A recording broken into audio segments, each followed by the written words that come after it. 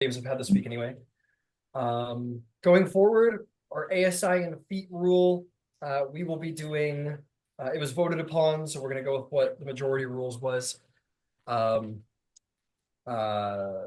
respective level ups where you would get a feat or ASI, you take a feat and a +2 ASI, no more, no less. So if you take a feat that gives you a bonus to ASI, such as the slasher feat, you only get a 1 bonus to your ASI on top of that.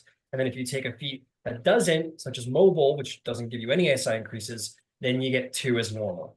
Awesome. Yeah, so going forward, you'll get 2 no matter what, but no more, no less, and a feat. Does that make Awesome. sense to everybody? Makes perfect sense to me. Sweet. If anyone needs any clarification or help facilitating that, I'm happy to help. That is retroactive. Don't worry about it today. We're going to run our session. But yeah, next week, make sure to come to the table with a adjusted character sheet. I'm happy to help however I can. Mhm. Okay, let's get to the good stuff. Let's get to the good stuff.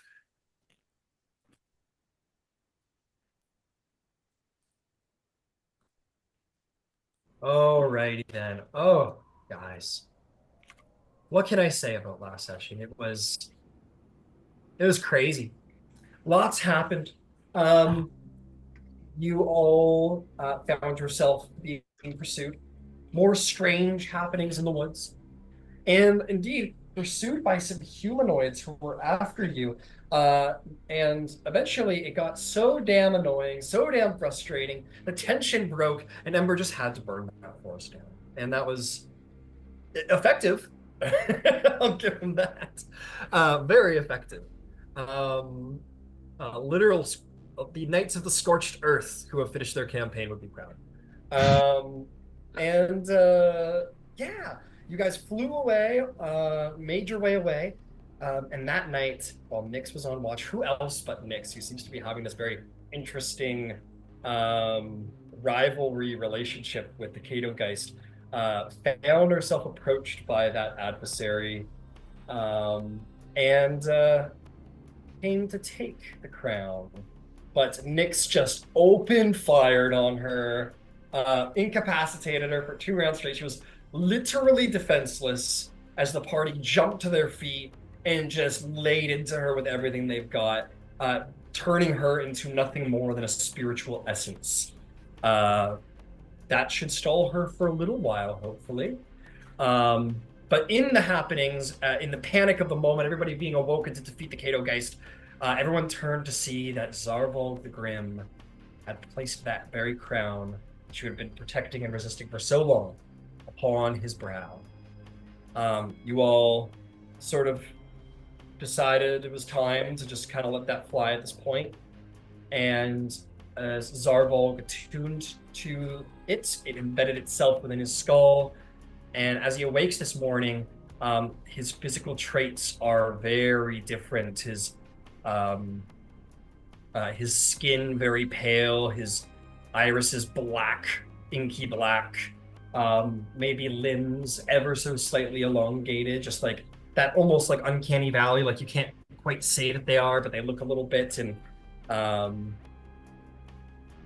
needle-like canines, just clearly some spider-like physicality has taken to him. He looks in some ways there's a slight grace now to him. The gaunt of his face more parallel, the burns gone, the pointing of his ears a little more up, has that sort of slight elven appearance sort of shining through, but certainly this disturbing, more ferocious appearance bearing through of this sort of twisted, spidery crowned figure bearing the barbs upon his brow. And that is where we wake up this morning. From what you've been told, you have 2/3 of the day, about 16 hours before the Kato Geist arises once more, and a couple of days to get to Vasselheim. The clock is ticking, and Zarvolg looks strange this morning. Let us pick up from there.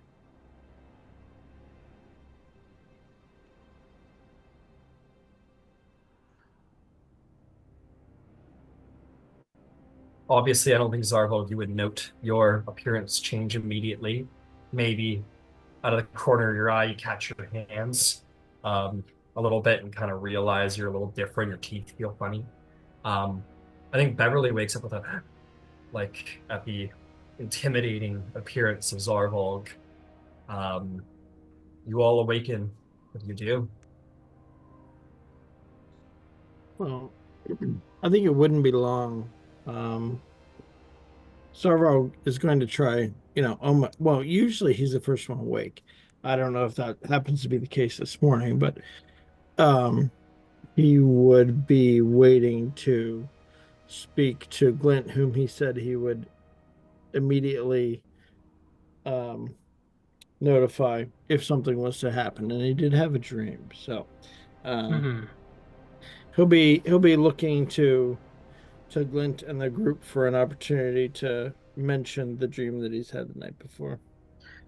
Yeah, going to be spending a fair bit of the morning preparing his spells because that does take some time. So he would have a bit where he's just going through his spell book in relative solace if Zarfolk wanted to approach. Well, I don't want to interrupt all that. Seems important. Um, on the one hand, yes, but on the other hand, your face is a little different. It's like someone treated you like clay and did some sculpting.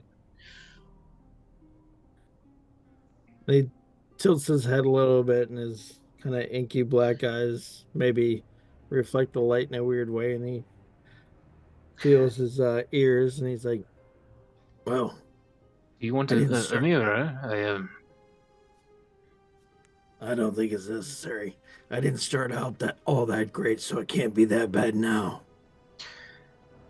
Well, on the bright side, your scars seem to be gone. Yeah, I can feel the lack of the tightness. So I said that I would speak if something came up, and I was visited by Lolth in the night. I'm Hmm, happy to share this with whoever wants to hear. It does affect us all. right, maybe we should. Yvaine would want to hear that, of course. Mm, maybe you should circle the proverbial wagons. And do you mind if I get everyone? No, please. Uh, friends, we need to take stock of a situation here. Um, do we have a minute? I believe so. Yeah, sure. What do we have going on? Please go ahead, Ember. Sorry. Okay. That's it. Before we proceed, as everyone arises, I would like, and this is important for reasons that will come up. I would like everyone to describe what their what their reaction is to Zarvolg's new appearance. I'd like what he would see, what the description. You all awake and look over and see his new form. I'd like to know what those descriptions are. Glint has that sort of steepled fingers, like concern meme expression at the moment. There's a little bit of fascination, clearly. He's very curious as to how this could have happened, but he's also very worried that it is happening. What about the initial, less the what's going on in Glint's head, but as Glint is looking at his book and he looks up, what would Zarvolg see on Glint's face? A brief moment of non-recognition. Okay. Before it settles back into something a little more guarded, but interested and aware that it is Zarvolg. Okay, so Zarvolg, there's unrecognition and then a guarded fascination. As you rouse the rest of your party, who else? And again, I want that immediate visual reaction, less than the internal monologue. Well, Ember's is visually puzzled, and then it's the tavern owner who gets, really short people and really tall people, and it's the customer service face. Yeah, got it. Understood. Okay, Nyx, Yvaine. I think Nyx would do like kind of a double take and would be looking more with concern at the extreme changes, and maybe a little awe because it is such a drastic change. Absolutely, absolutely. And last but not least, Yvaine. He smirks, takes a deep breath, walks right up to him, plants one on him. Morning, love. Yeah. I'm just going to say, because they're not here, you miss Finch's reaction, but you've already gotten Beverly's. She has a moment of dread. Yeah. Finch is like, boo, boo. Yeah, it's like, boo. Yeah, well, Finch is pretty banged up, so we'll say that Finch is just, you miss it, and whatever Finch is dealing with their changes. But yes, please proceed with the group gathering. Thank you. Yeah, so Zarvolg, I guess, given the reactions, would, embrace Yvaine and then kind of let her go, and kind of look around at the group slowly but carefully, and say, I'm told I look a little different. I understand that. For the moment, everything's okay. What exactly does that mean? Is everyone comfortable enough to listen? Does Finch require any more healing? I think Beverly, who's been sort of doting on Finch, says, they're okay, but, there's injuries that need more than just simple healing.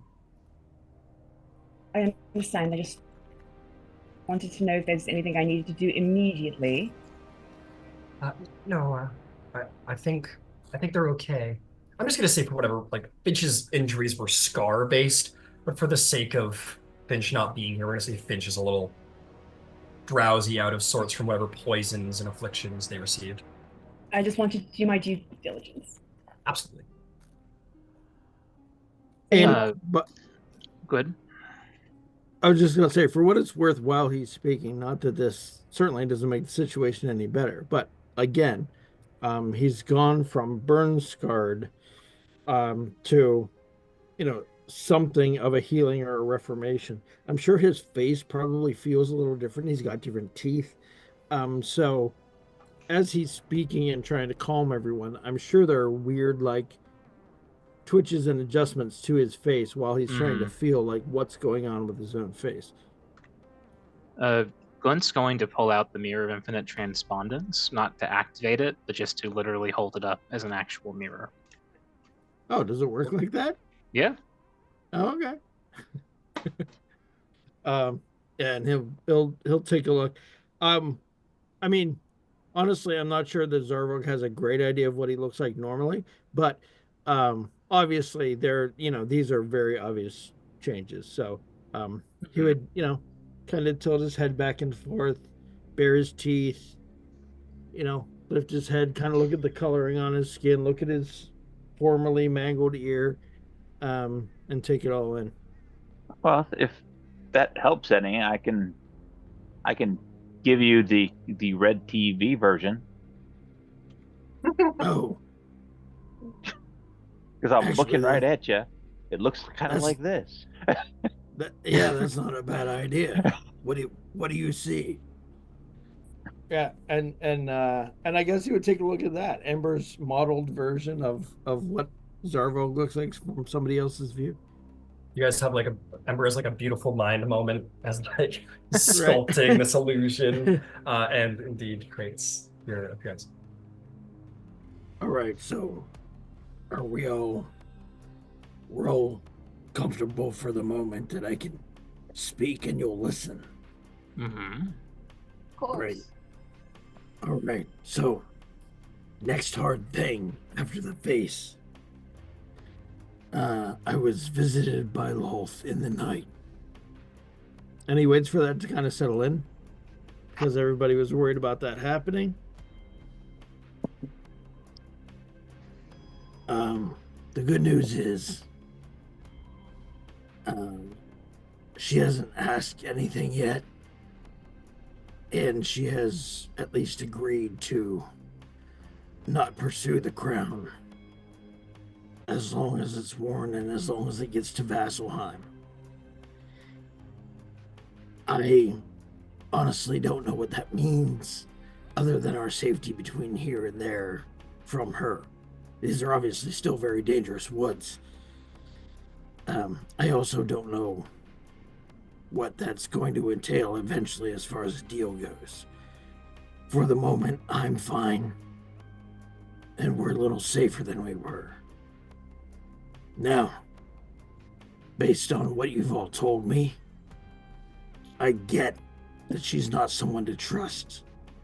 This is not a happy or a comfortable relationship. I understand that.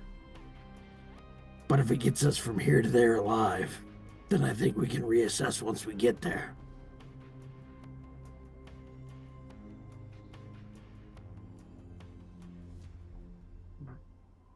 Questions, concerns?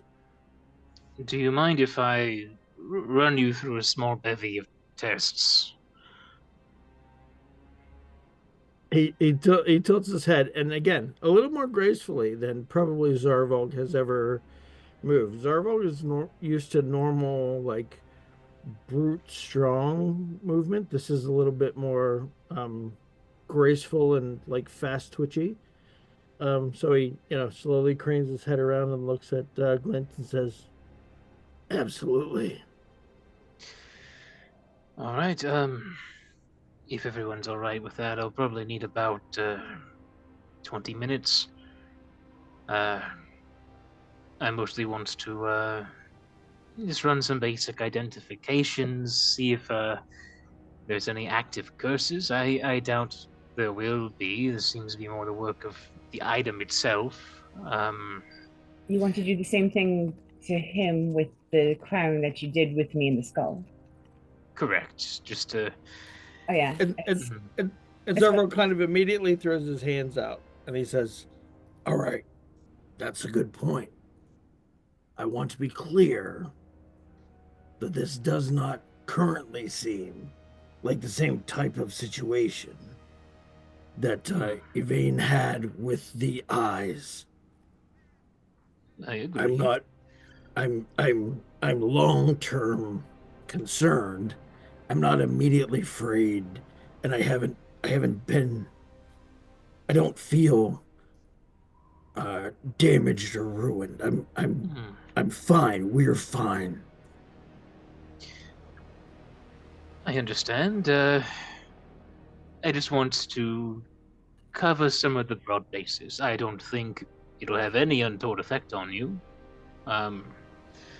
In fact, I don't think anything will be even undone or changed by me, say, going through just some standard curse breaking and removal and identification.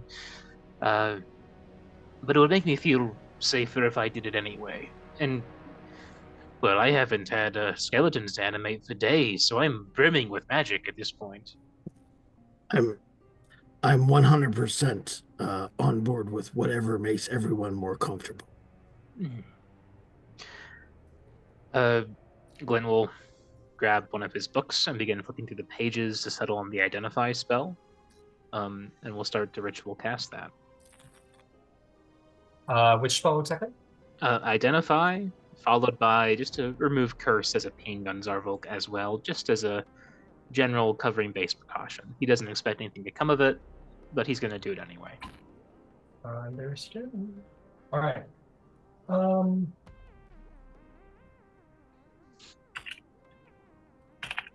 You cast Remove Curse.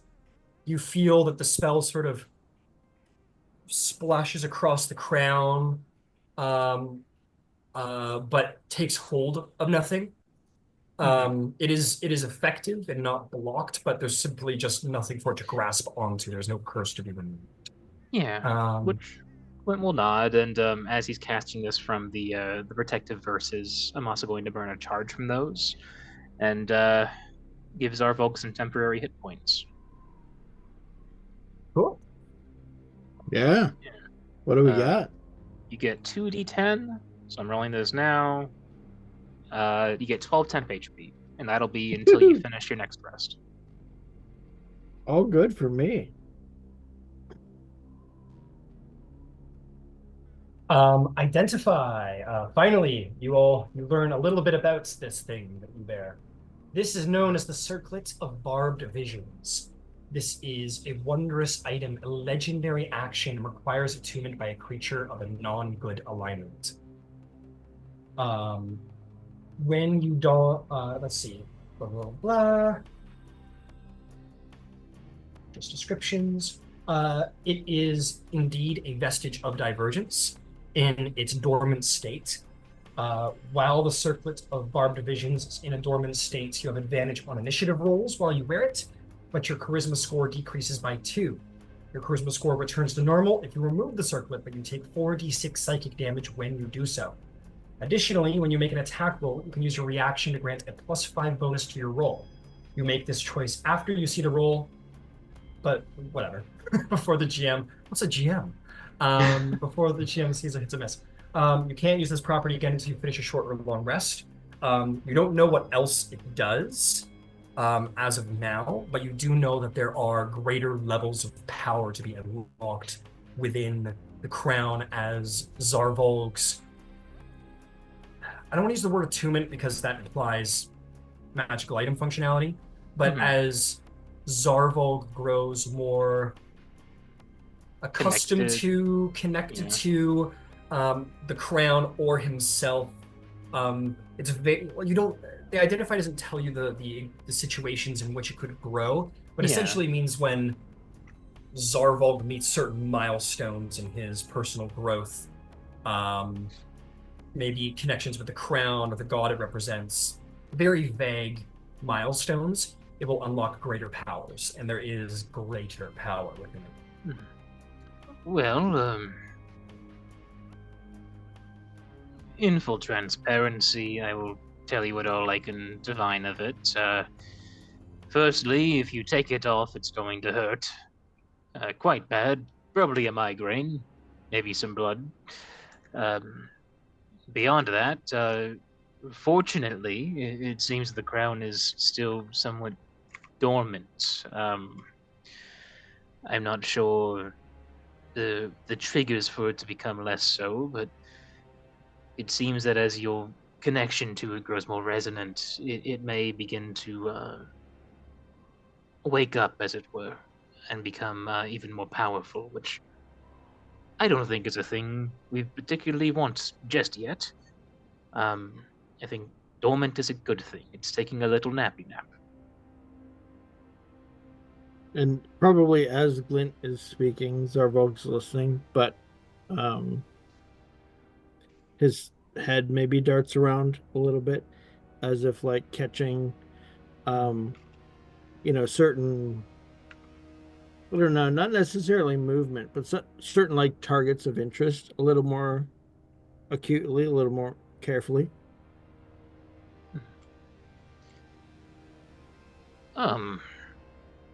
I assume if this is what it does to you while it's in dormancy, that the more active this artifact becomes, the greater the changes might become. That's simply theorization on my part. And I'd rather not put that to the test.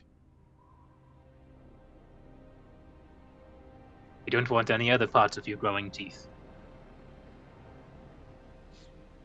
He again gives Glint kind of a weird. His head moves a little differently now. It gives Glint kind of a weird kind of side glance and smiles a toothier smile and says, "Agreed. Now, is everyone comfortable moving forward? Shall we get this to the city?" Yes, let's do that. Like to say, well, I think we should move very quickly. I'm concerned that she's not going to like you having it very long if we're taking it to Vasselheim. I mean, she's not dumb. I'm sure she knows what we're planning. It does concern me that it a false sense of security, that's all. You know, if I were to make an assumption, I think the Spider Queen's promise of safety for us is less protecting us from the Kadogeist and more of perhaps saying that she won't send any other servants after us. By my recollections, she's a goddess of great ambition, and I imagine letting two potential crown wearers duke it out for one of them to wear it might be up her alley, as it were. So she'll probably be back and probably still stab us. And then we probably should move very quickly.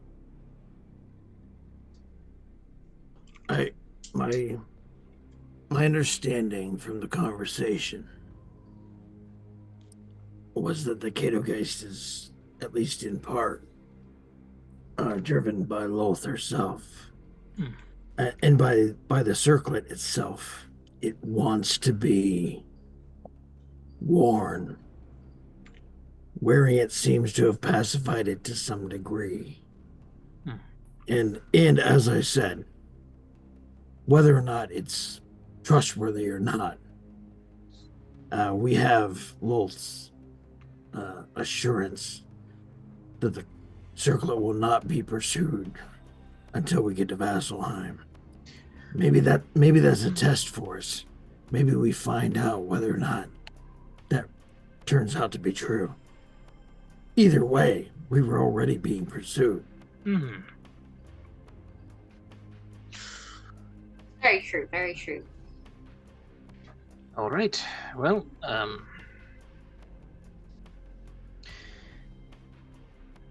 I still trust you to lead us, by all means.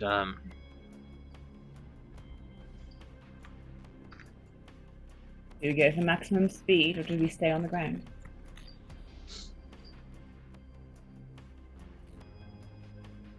If we don't have to worry about the Kadogeist, I mean, does it really matter if we're in the air?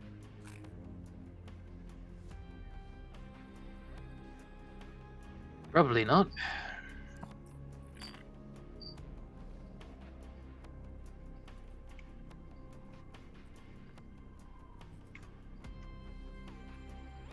Oh, that's a new question. How we travel? How we travel? Along the ground.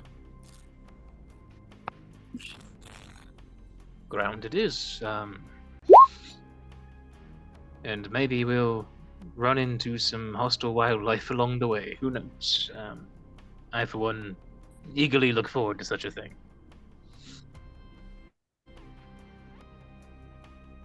Okay. Going at a normal pace? Yeah.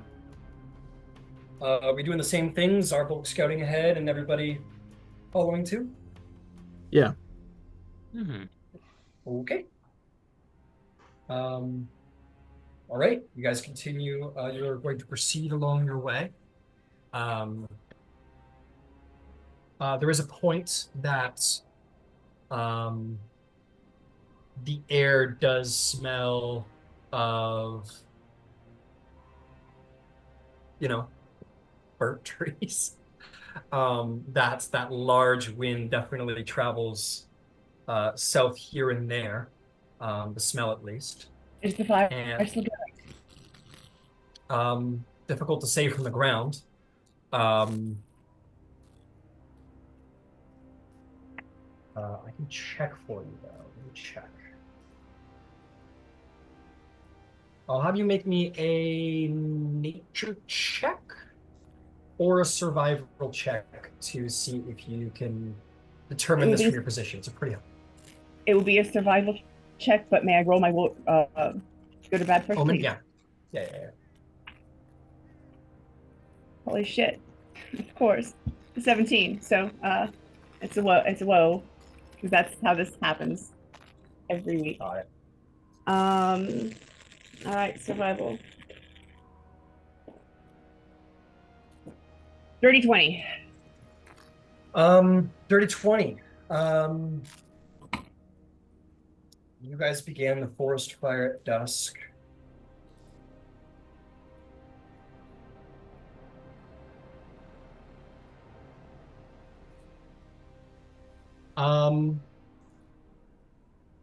Dirty 20.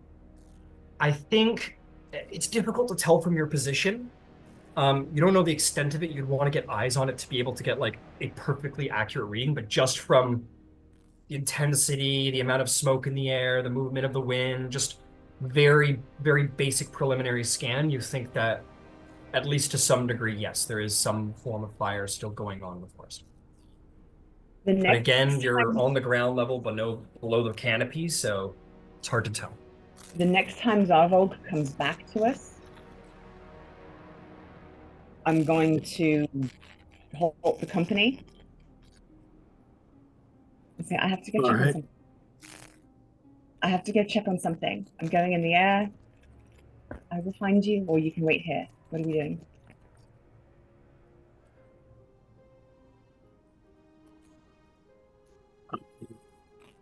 She turns into a bird and flies up. She's not going to wait. Do you want to have his familiar follow up as well? Sure. She will turn into an eagle because they're the sharpest-eyed thing she knows. Okay. And just looking to get above the canopy. You get above the canopy, and you look off into the distance. With your nature check, I'll carry it over. You look off into the distance, and you're no fire ashari. This isn't really your expertise, but you are maybe somewhat relieved to say that the entire valley hasn't burnt down. I would say,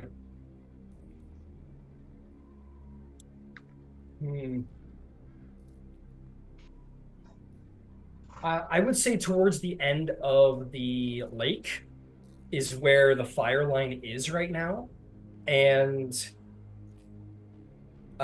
it doesn't look to be progressing rapidly. You do see a pillar of smoke, but it is nothing of any size that you would imagine like it could be. In fairness, you've never seen a forest fire of this size. So it's probably very concerning. So while it is still going, you think that it might be dying out.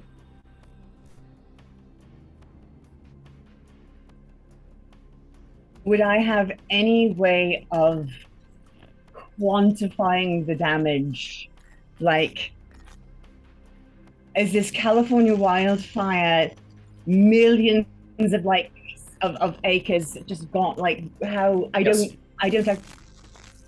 So the map here, let me demonstrate through the map here. I'll give you a little description of kind of where the fire is right now.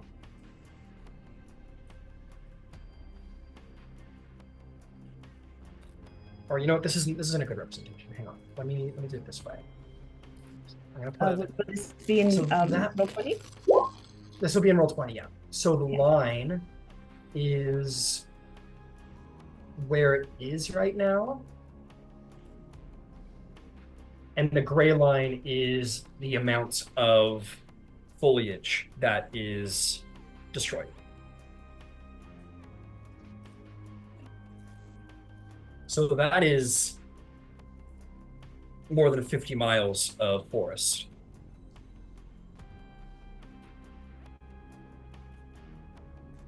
Yvaine is going to come down. And after she transforms,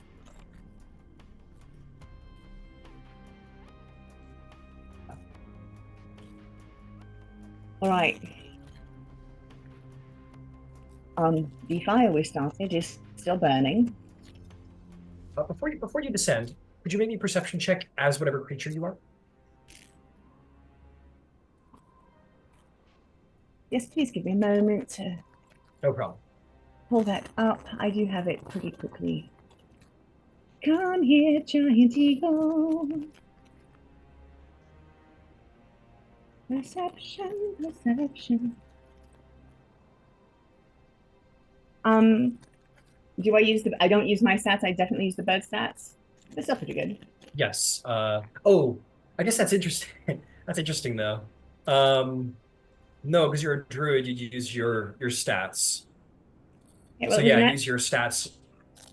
It was a nat 20 anyway, which is kind of cool. I'm pretty happy about that. You can use any that my boons. stats and the eagles are the same, which is a +9, so it's a 29. I believe you get key to sight, so you would have had advantage as the bird, but yes, you use your stats, and with a nat 20, you're good. You do see some. I will say you see some strange movement at the fire line, from the fire itself. You don't know a lot about I mean, you've used it, but you've not studied fire magic as a druid. You're an Earth Ashari. That's your thing. Good with fire. No, exactly. I'm not good with fire. Yeah. So you're not really a fire druid, but you know enough that there is some strange fire activity at the front line. Something that doesn't seem entirely natural combined with your nature check. You think something's going on at that fire line that isn't natural. Yeah. So, Yvaine comes down, unshapes, and says, "The fire's still burning. There's something going on at the front line that's not natural. I don't know what it is. There's about maybe 50 miles of damage that's already been done. We released an extra planar creature. You shot I gotta go. I'll meet you in Vasselheim." He's no longer around. He's left. He was only around for an hour or thereabouts. All right. It doesn't change the fact that there is an extraordinary amount of damage that's been done. And yes, I'm not casting aspersion on anyone's choices. I'm merely saying that after choices are made, you have to take responsibility, right? And it's literally my responsibility. You didn't start the fire. I did. No. If there's responsibility here, it's mine. But I know what you can do. That fire was started before we fled from where we were waiting, and it was also some hours ago. How far back would we have to double to even return there? How far back? Do I need to make a roll for that at some time? How far it would be to return? To where that line is, where they're still fighting the fire. I'm gonna let you. It'll be fine to guesstimate it because you guys have already done the travel. You guys know where you landed and you knew how far you traveled. It's pretty close back to your starting line. So days to travel back to the start of where the forest fire is. And given the speed that it's moved through the valley, like it's anyone's guess if you'd even reach the front of the line of the fire before it finishes its progression through the valley. So at this point, it's kind of like just pure like passive investigation and passive insights and all of this. You could turn and try and book it in that direction to the best of your ability. You might not even reach the fire line before it completely consumes the valley. So it's kind of at, like, if it's moved this far, this fast, you're kind of at a point of no return. It's kind of out of your hands at this point. Unless you have some grand teleportation magic, it's pretty much out of your hands. No, just wings, just wings.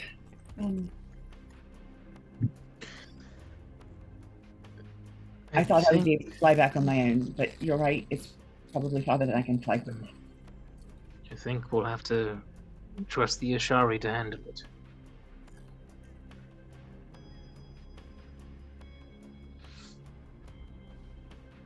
All right, well, let's continue. Sorry about that. No, it's a reasonable thing to worry over.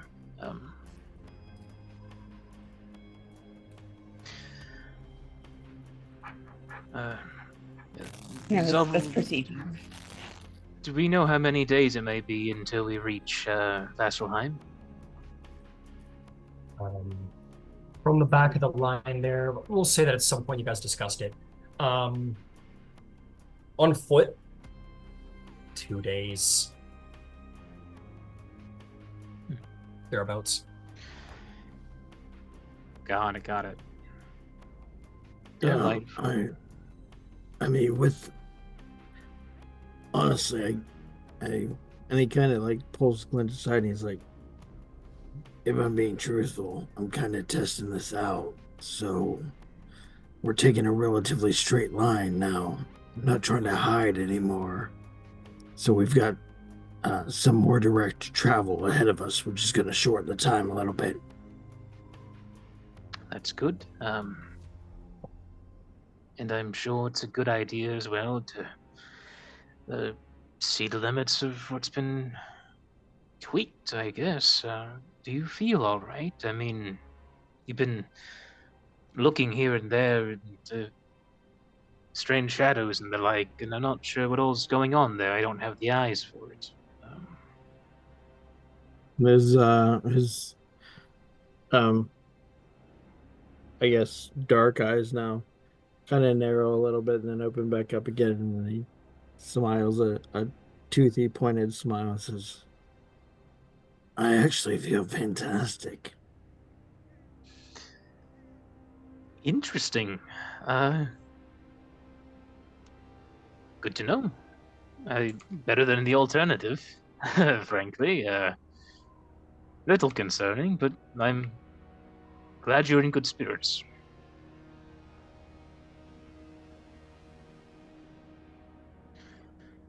Shall we press on to the end of the day? I think so. Right. Press on. Everyone ready to travel? Lead on. And I'll keep going forward.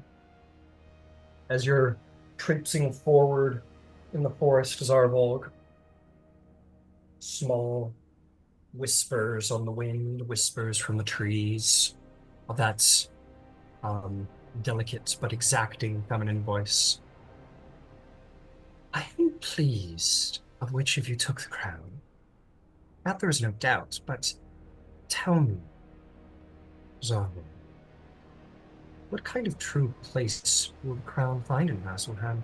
And more importantly, what place will you have? You, who wears my crown now. Do you think these holy men and paragons of goodness will trust you?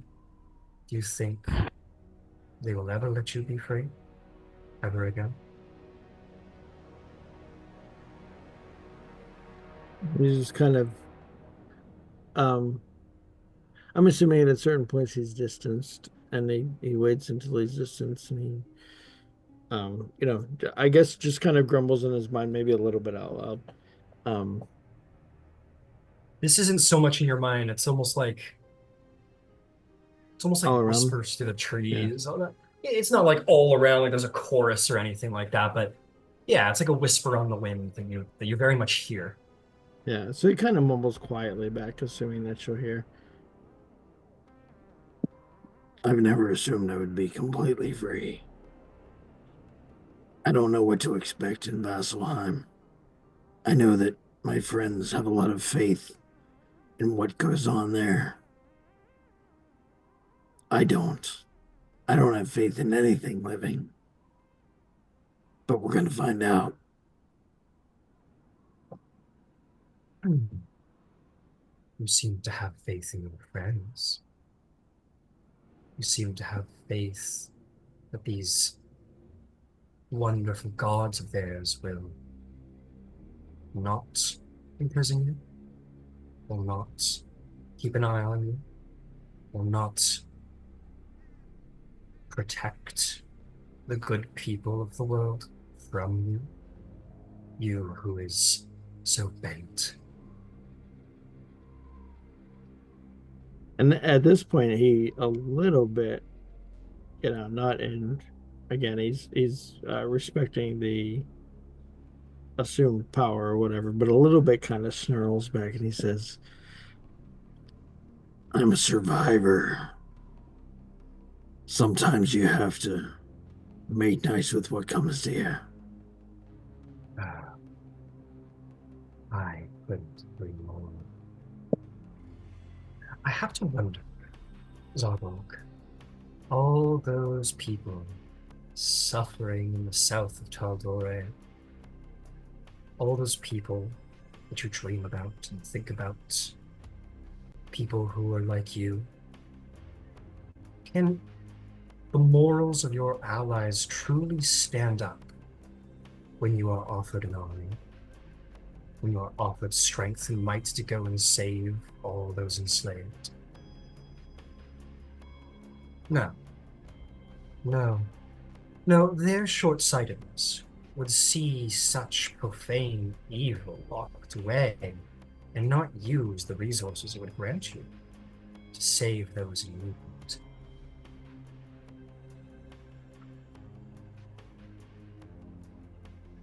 I'm willing to wait around to find out.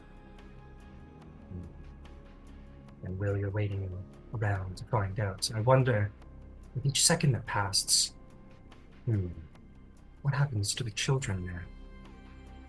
What happens to the good people, the slaves who bake bread, the children who disappoint their masters? Every second ticks away, what kind of suffering befalls them? But please, continue your voyage. Seal away this terrible evil, and let your crusade wait for years, perhaps. And yeah, clearly a little obviously rattled. He just kind of pulls his cloak tighter over top of himself and speeds up the pace a little bit, walks a little faster. Okay. Walk a little bit faster. That's all you really get.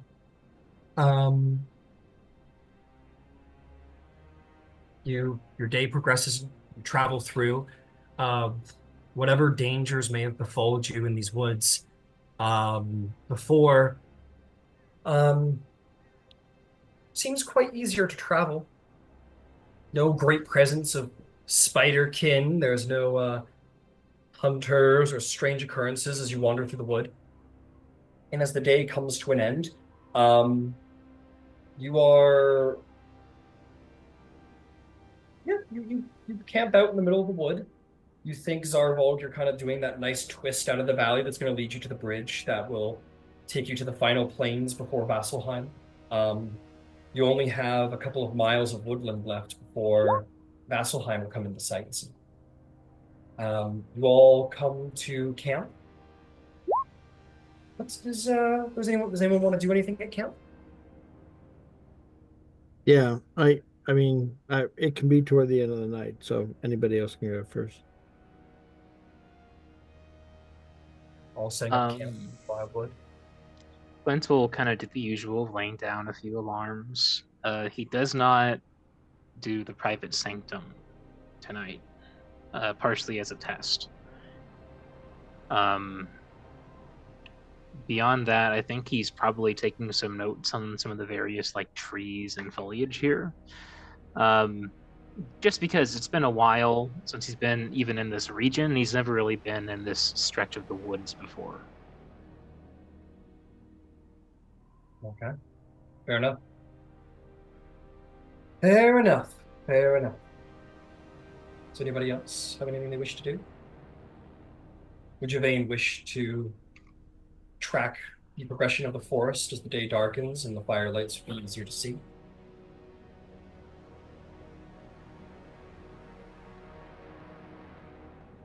Ooh, I think we might be frozen down there. Yeah. Yep, Okay. that's frozen sad face. Yeah, that's Right. I didn't know if this was just a long pensive thought or not. But yeah, that's frozen. Okay. If there's nobody else, um, All right. yeah, Well, Zarvolg, what would you like to do?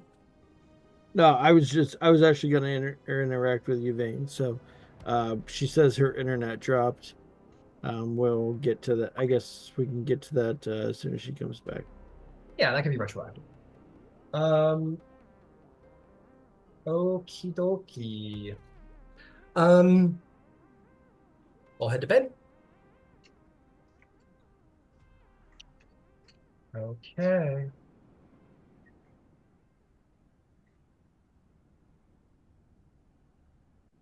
Zarvolg.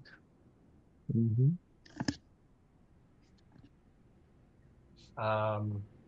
As you sleep.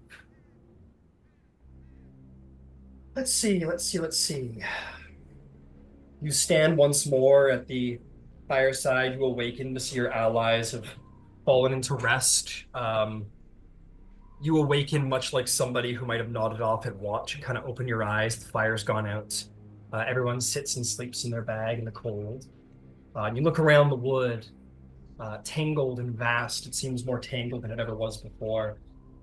Silver strands of webbing everywhere. The moonlight glints off of its threads, um, illuminating a lone path into the deep, dark forest, and whispers from down that trail as well. And coming down that trail, walking towards you, is the same feminine figure. All those webs sort of seem to kind of come to her. Again, her long white silky hair sort of seems to almost become a part of the long silken dress that wraps around her. And as she walks, every strand moves as if she is connected to the entire forest. And she approaches again.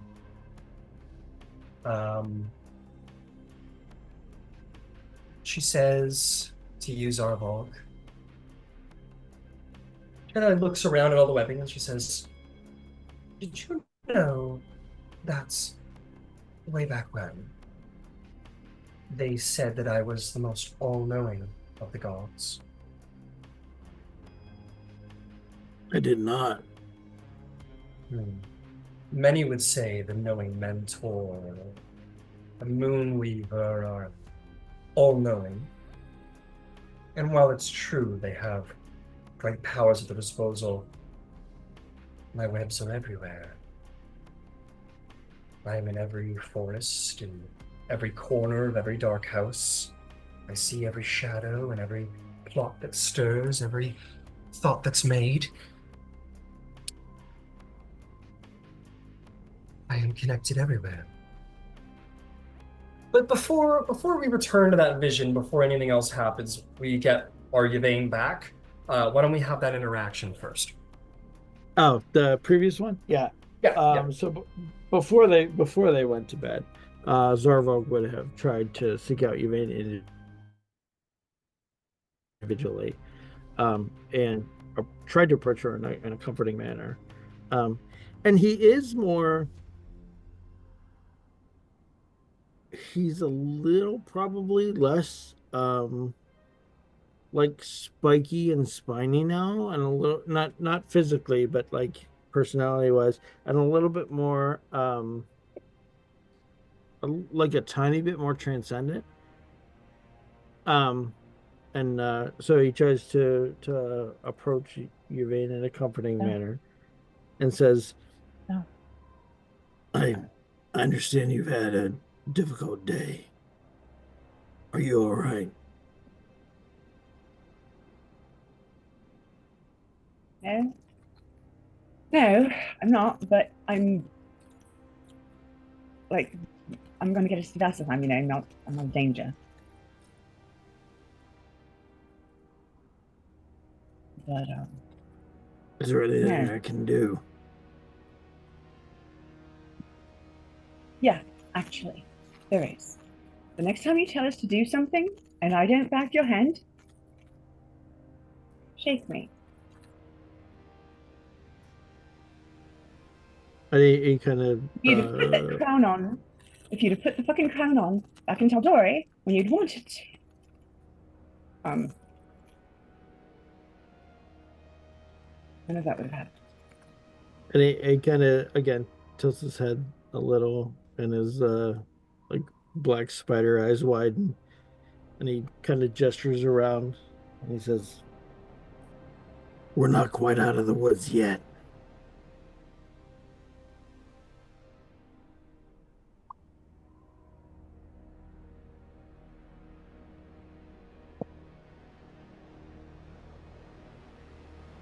Anyway, it's not like there aren't other fire elementals. Maybe they wouldn't try to get after us, but I can't get over the fact that I was so busy trying to do the right thing that I did something very, very wrong. And it's not wrong by Ember's knowing, it's not wrong because he thinks it's wrong. It's not a judgment against him, right?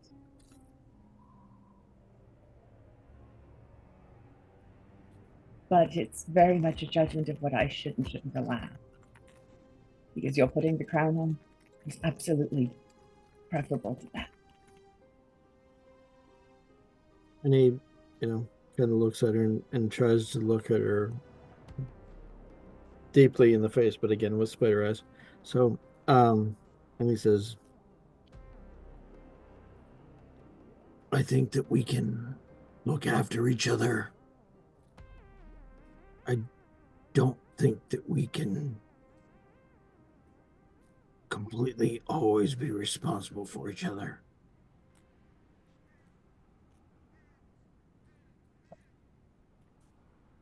Bad. It's really bad. Oh, it's bad.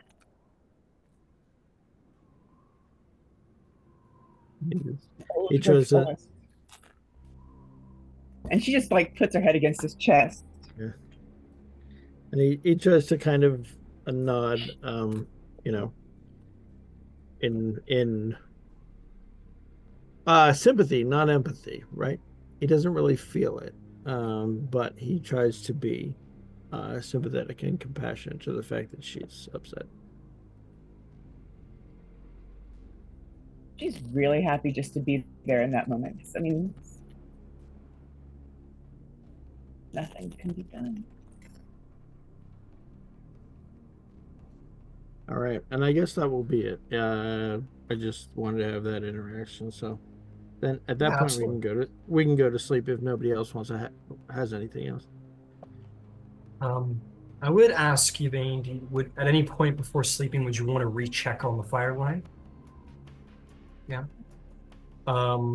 Maybe before bed, you fly up again, and you would see, though there is, especially in this dimmer light coming as the night falls, there is dim colors of ash, but the fire has halted.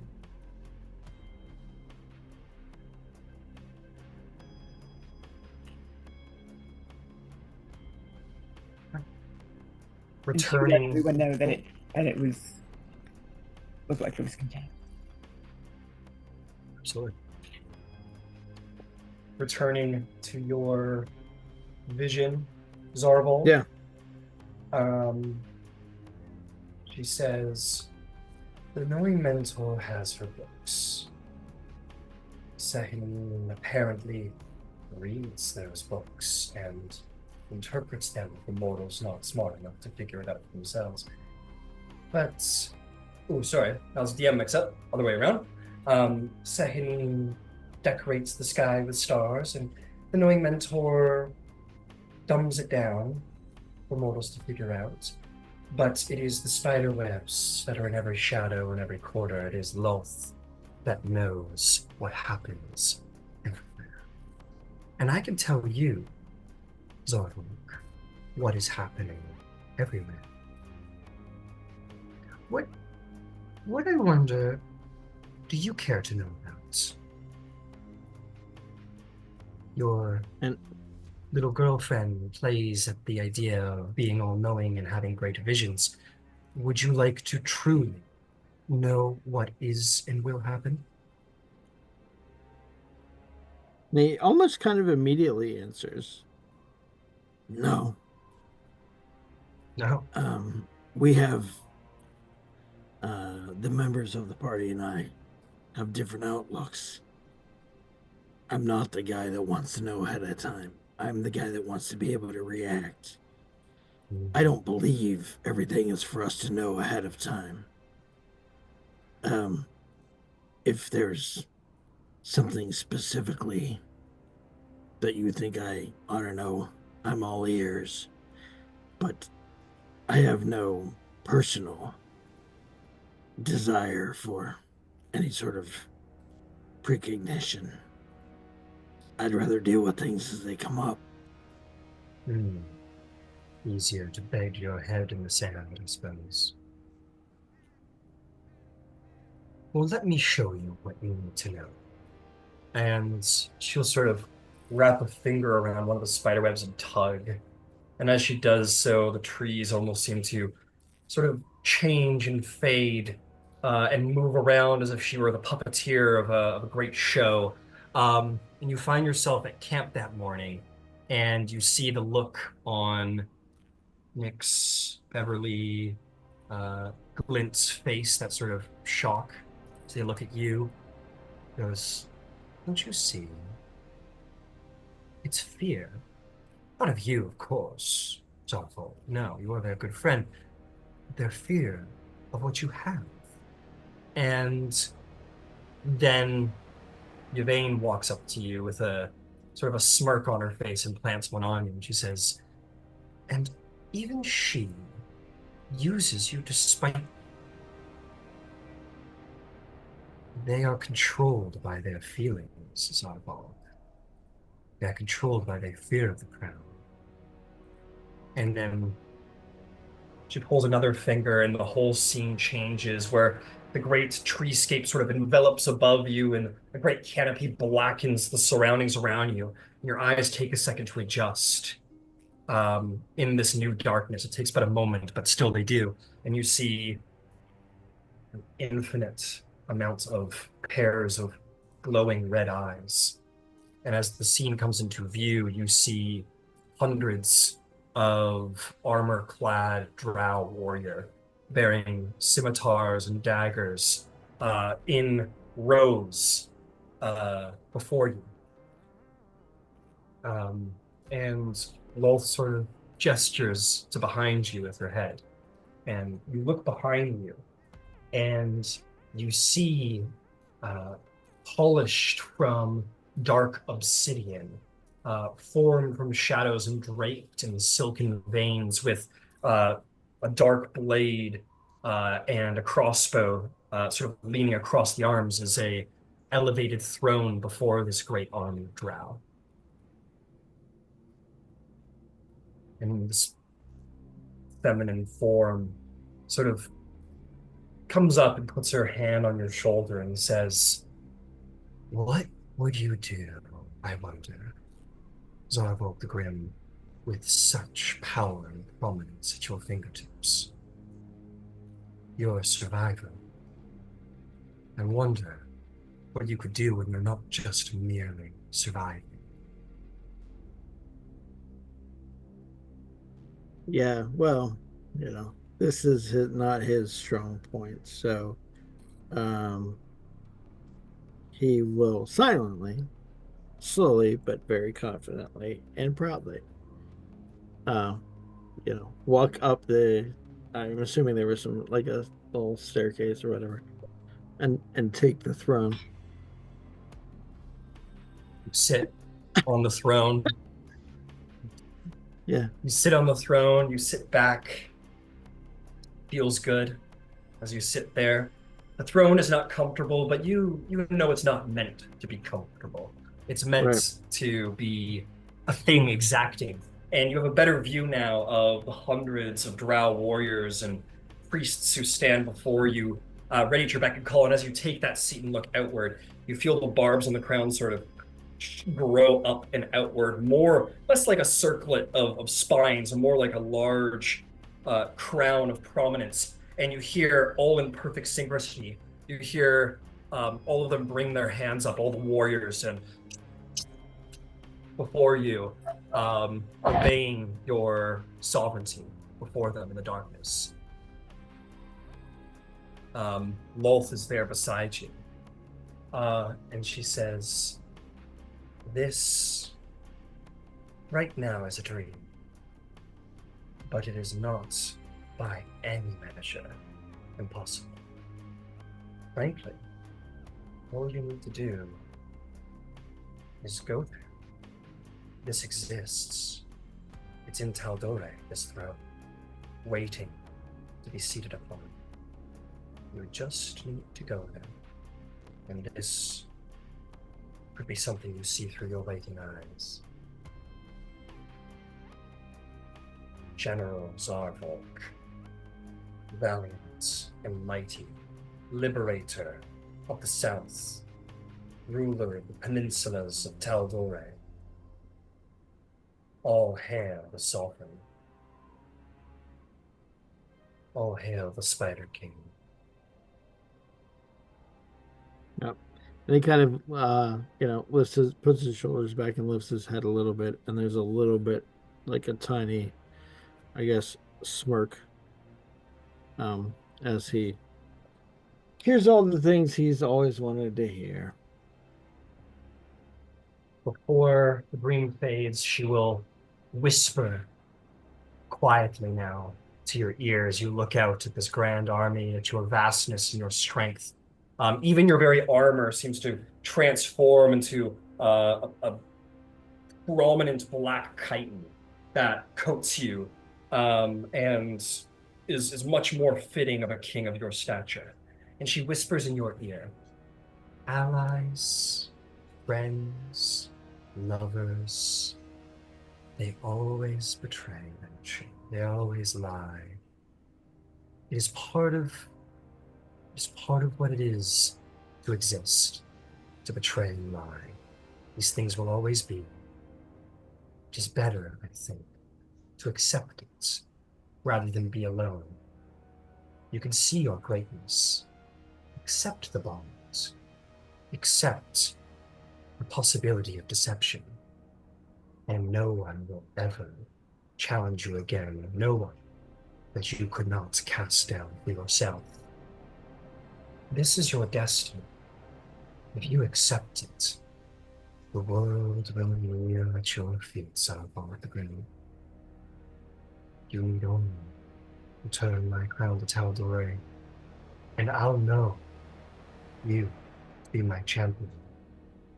And we can start your ascension with the growing powers of the crown. But all I'd ask to begin down this journey, simply turn away from the path to Vasselheim, and I will unlock the crown to you, and we can begin to see this grand sovereign emerge." And you see the shadows take, your eyelids grow weary, and you wake up the next morning from this most delightful dream of power and glory. Nothing befall you in the eve. You all get a long rest.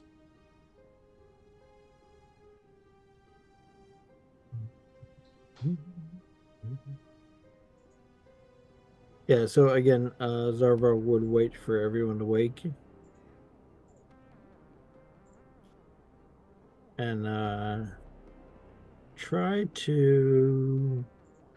I think he probably doesn't want to concern Nixon, Beverly, and the still recovering Finch.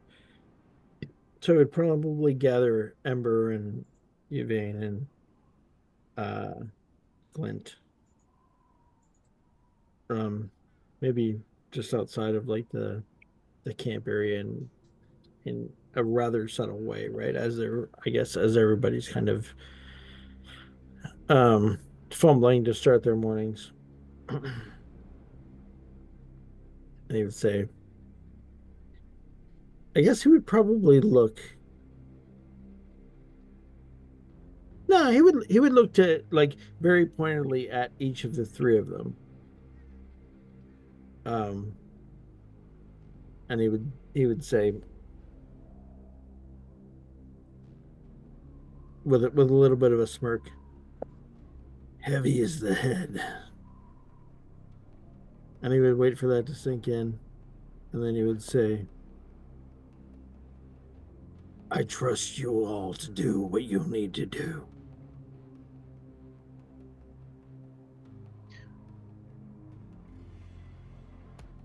Well, thank you. Um, did you have another dream again? It's an ominous start to the day. Well, as we know, um, the circlet and its mistress are not, entirely without their own desires. Um, I didn't think that when I put it on, it wouldn't be a long journey. So I'm going to do my best at that. You all do your best at keeping everyone safe.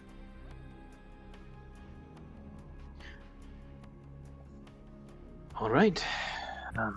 Where are you going? Oh, I'm staying here with you.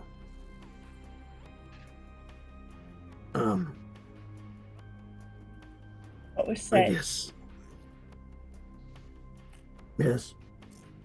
What was said? This is not Oh, usual. um, you know, um, distrust, promise of grandeur, that sort of thing.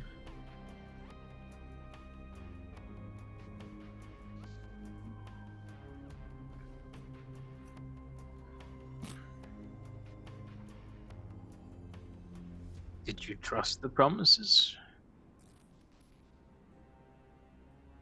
You know, that's an interesting question. I honestly don't think that they're entirely hollow. I don't doubt that on some of what she promises, she would be able to deliver in some way that I'm sure would be beneficial.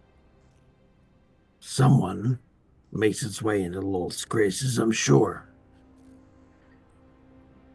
I don't necessarily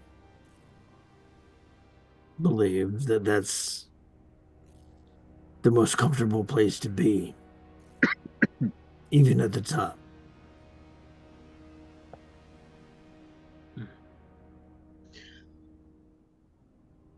Something of a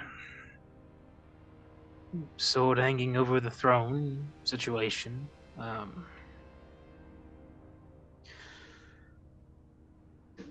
Well, I'll do my best to keep an eye on things and make sure you and everyone else are protected, of course. By what little means I can. Speaking of, have any of you been to Vasselheim before? I never have. No, but my dad's from there. That's where he was born. I, it is not impossible, when we go there, that I might be recognized by some people there.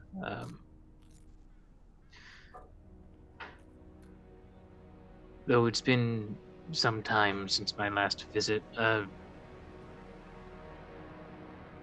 If anything untoward occurs, please be considerate to them.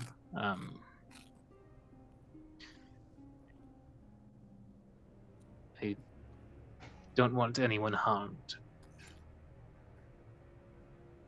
I feel like everyone's speaking in code today. Should we go? Should we go? Sure. Perhaps a walk in some fresh air.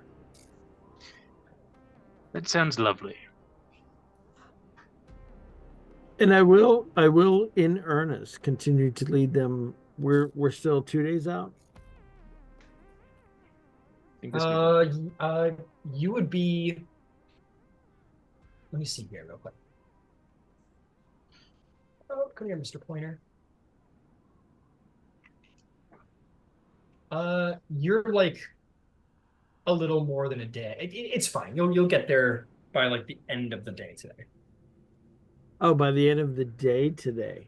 Oh, that's traumatic. Well, let me. All right. Let me. Sorry. I'm gonna be as accurate as. Oh God, I don't want to do that. Go back to where I left you. Thank you. So you went. Oh, you're moving at a normal pace. So you're like here. You'll cross the bridge today for sure. So sorry, you'll get there by like. I'll still be generous. Like halfway through the day tomorrow, I think would be easier said. You could really hoof it, and you could be there by morning. Tomorrow morning, like it would be like a couple miles off to be there by tomorrow morning.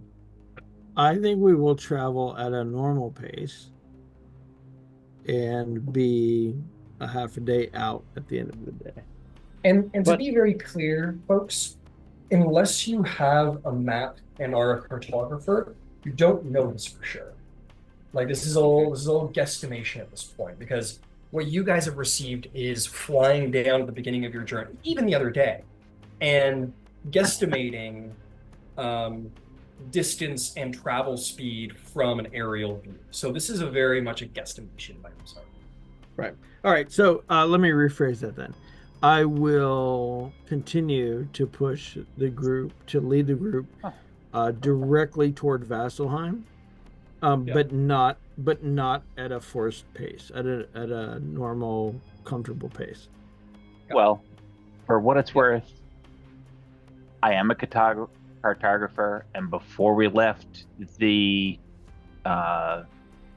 monastery, I did look at a map very specifically to keen-mind it, to allow us some expertise for distance management purposes. That is very true. That's very true. At this late time, why don't you use Ember? I think this is definitely more of a knowledge thing at this point. Make me let's call it an investigation check. I'll give you advantage because of your cartography skills to see if you can like. It's still a guesstimation, but it's gonna be a lot more accurate. 24. Yeah. Yeah, you gather like at a normal pace you'd be there by tomorrow afternoon at some point. Like again, you have a very keen sense of that and distances and whatnot, but like travel pace fluctuates in game. But you're pretty sure sometime tomorrow afternoon you guys could get there.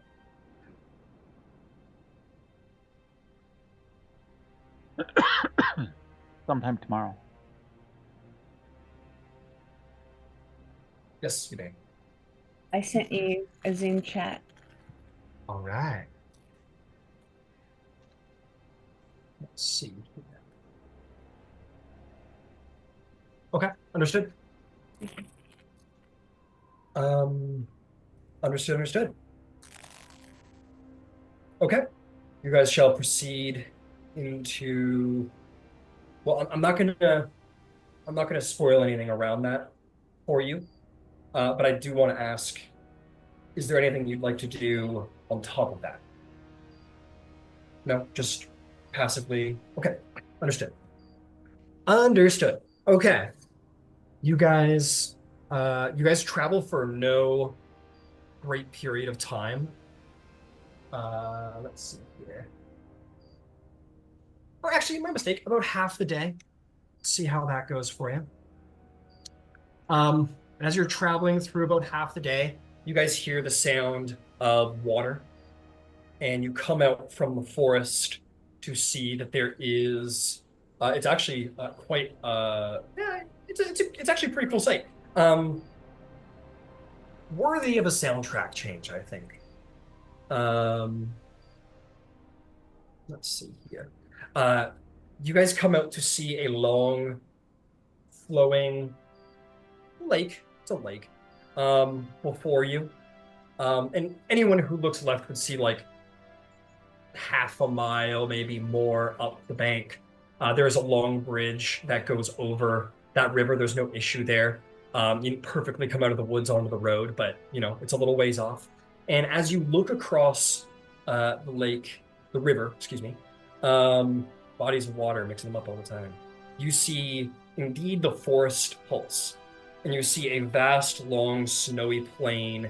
And way off at the edge of that plain, many, many miles off, but just barely within view on the horizon, very much like the size of your thumb off in the distance, you see a mountain that has been, much like Lyringborn, split in twain, where there is almost the markings of a hole in the side of a mountain. And right in the center of it, you can see built up upon the slope is just barely perceivable, especially for those of you with elven eyes, a little bit better so, the markings of civilization at the base of that mountain, and ever still, even smaller still, just like the edge of one of your fingernails, there is a somewhat vaguely humanoid earthen form standing before the city, stoically and statically.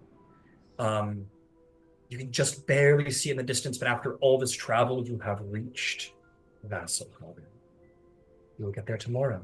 For some of you, I'm sure this is a exciting sight to see, the holy city. Maybe some of you bittersweets given current events. But it is the holy city, the cradle of civilization post calamity. You have made it and dreamed of being here for the large part of the year, I believe. It will take some time to get there. You'll get there by tomorrow, but you can see it slowly approaching. And we'll leave this dark forest behind you. Travel up the bank. Make your way across the bridge. As you do so, you see, as you're approaching the bridge a little ways ahead, they don't notice you, but you do see signs of civilization. You see a horse-drawn caravan, perhaps merchants, making their way across the bridge peacefully as they go. Maybe you hear the hummings of just like very, very Gandalf-y, just like songs on the road, just sort of singing down the road, making their way also to Vasselheim. And you step out of the woods finally onto the open road, leaving the dark forest behind. You make your way across the bridge, and you can't help but feel that there is some level of ease come over you, where the sort of ambiguity and the frankly difficult to track portions of this journey are gone. This forest left behind, all that left between you and Vasselheim is but a plain to walk over. It's clearly within sight. And you will proceed. So you make your way across the plains of Vasselheim. You might see off in the distance horseback riders, maybe warriors of Vasselheim out in the field training cavalry units and such. Merchants making their way across the plains like a great migration towards the city. Not a great migration, but a slight migration as people come from all across the plains and move towards Vasselheim. Maybe a merchant caravan over there, maybe some horse riders over there. And you see all these things beginning to crowd closer towards the holy city. You are so close, so very close. No trouble will befall you today either. It is as if the moment Zarvolg sat that crown upon his brow, did danger cease. And you guys get, like I said, still a couple a little more than a dozen miles outside of Vasselheim before darkness takes the plain, and Vasselheim is but a number of distant flecks of firelight coming from the many homes and temples.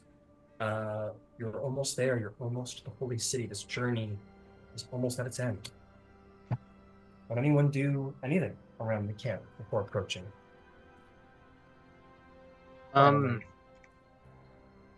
Yeah, I think Glint will pull up a seat nearer the fire rather than his typical corner.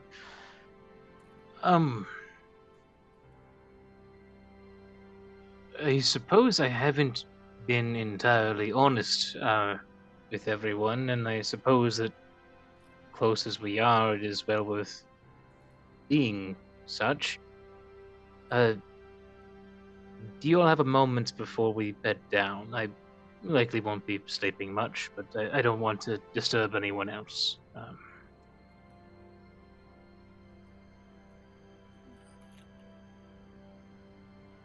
in your mind?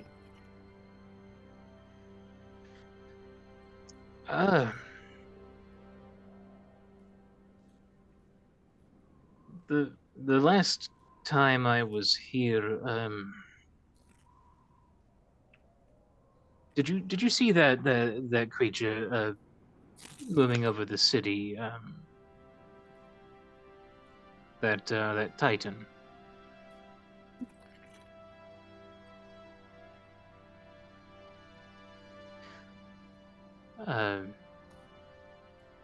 The last time I was here, it was still moving.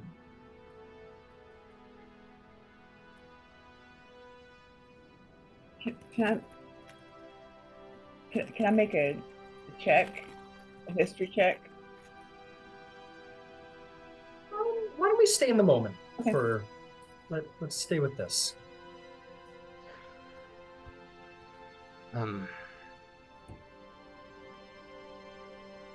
And some of my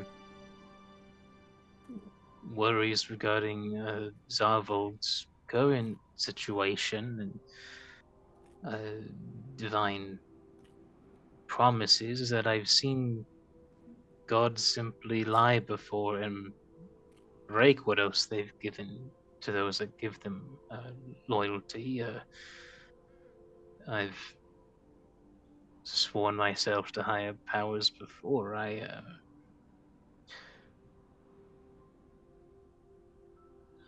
suppose in a way I helped to make one.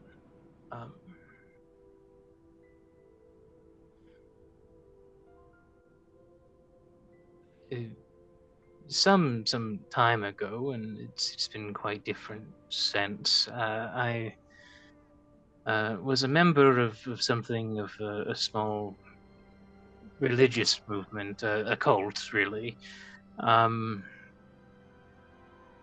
that had devoted themselves to gathering secrets and magical knowledge, and had sought to change the world and remake it in a way where the people could truly make it in their own image again.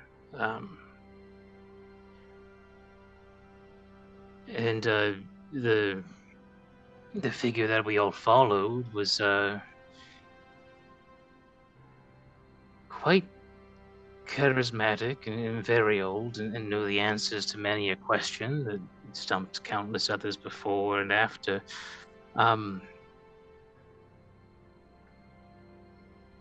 And then that figure was, well, you would probably know of him as the Whispered One. Or Vecna.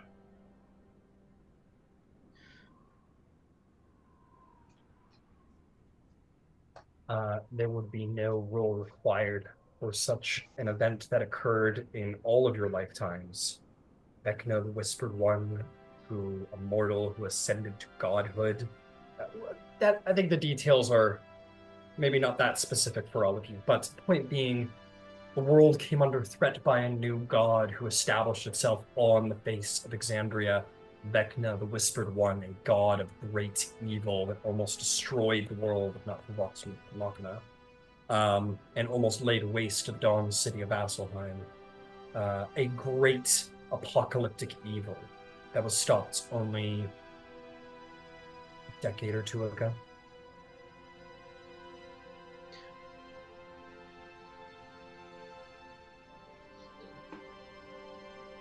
Well, So, that would explain the ethically sourced skeletons. it would explain the ethically sourced skeletons, yes. They used to be something of a more free-range acquisition. There was a time that I was much younger and angrier than I am now, and I'm still young by my people's standards, but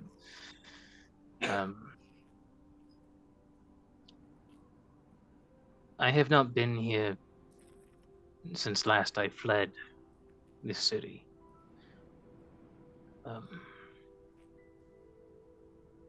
And I do not want to go back into it under false pretenses in some way that might put you in danger, not least of which given what we carry with us, but most of all because of who I travel with.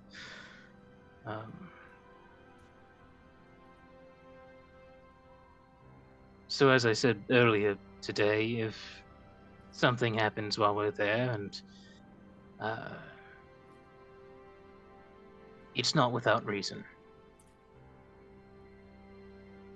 Are you likely to be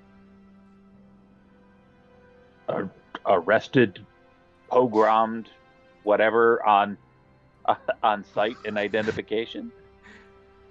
I haven't the slightest. I fled and went to ground, and that was years and years ago. Now, Could we change your hair color or something? Well, Like, yes, like seriously, could we just make some cosmetic changes? Like we don't have to announce it, yeah? Right? I've got a disguise kit. And it's what I'm saying, because it's been a hot minute. Like, I know it was in our lifetimes, but it's been like 20 years or so. Is anyone going? There was so much going on. Is anyone going? Seriously, you are extraordinary. You're quite handsome, but is anyone going to remember a single handsome dwarf on a day when there was so much chaos? I'm just saying. There were so many handsome dwarves that day. It's true, but if we could just put some hair dye on him, maybe change their hair. I don't know. I hate to ask, but should we snip the beard a bit? Maybe braid it differently? I don't. I just feel like there's. I say this with some firmness. You're not touching the beard.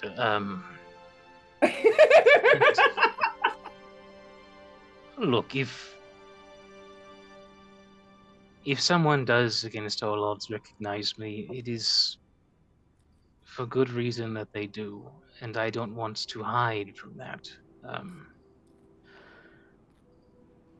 If there is some consequence, unlikely as it might be, I don't want to avoid that.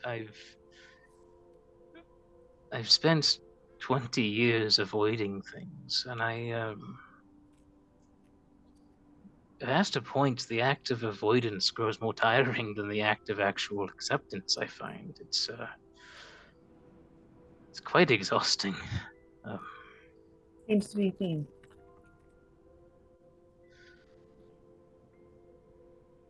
I think I just like to go there again and see what happens. We do have some expertise on getting people paroled into our service. So that's true. Twice before. Also, I suppose in the spirit of transparency, the document we signed back in Amon, that is not my legal name. If that is null and void, I do apologize.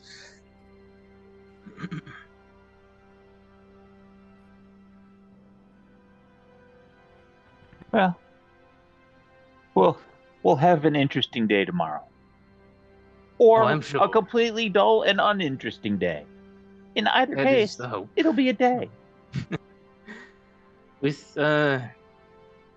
With good fortune, it'll be a day where little of note happens, and I can look upon some rocks and feel a little sad about it. But we'll see.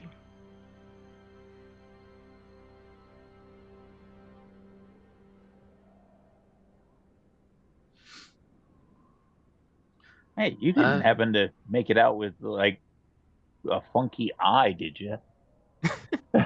Ember will lean kind of close. I remember hearing stories, and then there was the No. guy who like had some mummified hand thing. I've heard about that. I heard someone made it out with the head at one point, but I think that's more poppycock than anything. Much of my tattoos are from the time in the cult.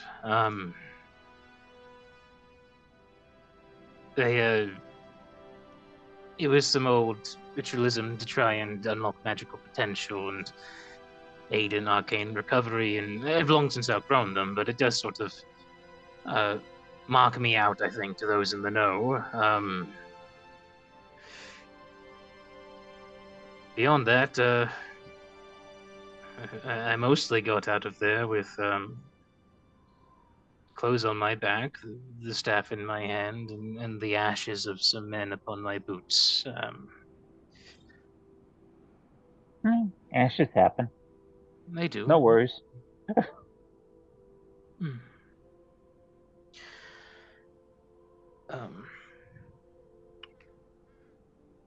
There may still be some more faithful members of Vecna's following there. I haven't really checked in through the old channels. Cults tend not to be too fond whenever you run away from them. Oh, that's a good thing to be aware of. Mm-hmm. Ex-cultists are not friendly with current cultists. Yeah, it's something about cult secrets. You know how it is. It'll be like running away with a family recipe.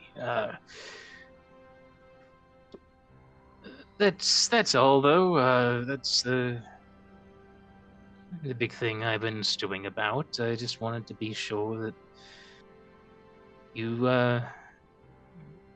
knew before I darkened any god's door. Okie dokie.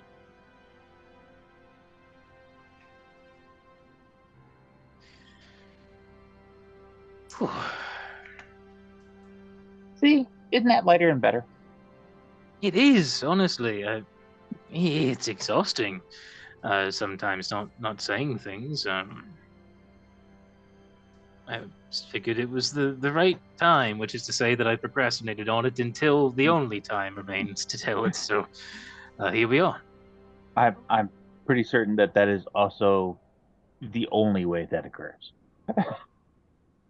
In my experience, that is how life tends to go. Yes. Bah, a universal truth revealed. It's always procrastination. So, path of the least resistance. Onward, charge, forward. Through the front gates, I imagine. Oh, did we sleep already? No, not yet. All right. So yeah, I guess probably again at night before they go to sleep, Zarvolg will kind of gather Yvaine and say she doesn't want me to take it into the city. She wants it back. She wants it back in Tal'Dorei. But we know that. We've known that. It's not new. What's she offering? A lot, actually. A lot. That sounds very good. This next few days, this next day may be difficult. And he kind of smiles at her and says, "Trust me, Always. I will never not trust you again. Goes both ways, right? What's that? Pokes at him. It goes both ways, right? Well, we'll see And, how and it makes her turns mean out. face, which is not really that mean. And by the way, your little dwarven boyfriend there, not such a great guy after all. I knew it. You have secrets. Level. So she says.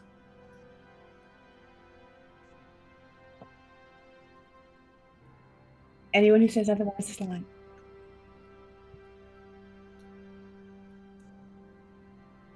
Oh, liars.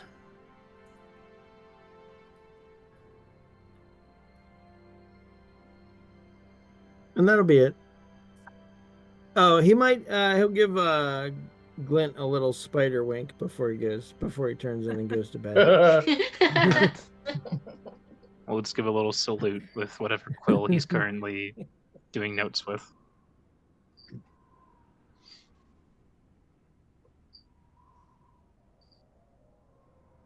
Okay. And by the way, Ember noted. Okay.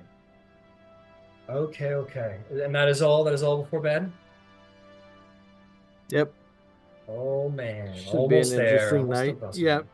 Yep. Let's finish the night strong.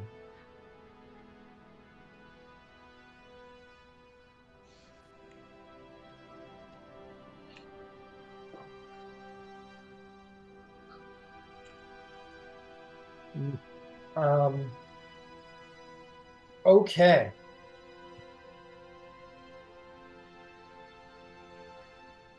Let's see. You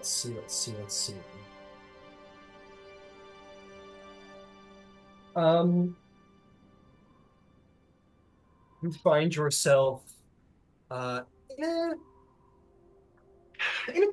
a slightly different dream, not the forest any longer. You are not there yourself. You are in a shimmering cavern filled with radiant crystal webs, as if every web itself was made of diamond, each strand catching light iridescently, and pulses like a heartbeat in rhythm. You are on the edge of an abyss, a void so dark it absorbs even the faintest hints of lights. But from within, there is an ethereal voice, gentle, strangely familiar. It says, Zarvolg. Come, Zarvolg, come to us. Come to the black, to the darkness. Come to us.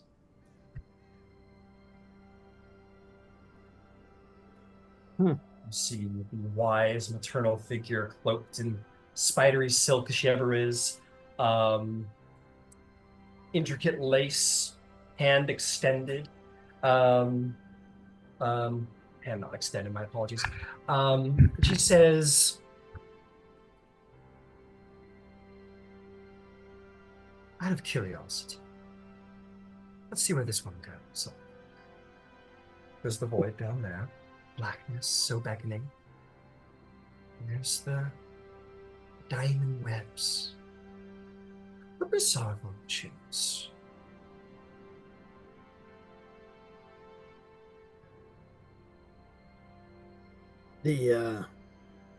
My options are the darkest void or the silvery webs. Is that correct?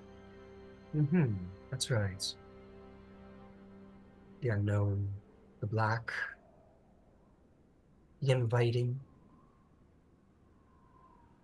or what is so very clear.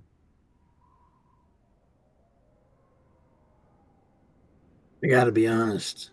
I'm more partial to the balance of the webs.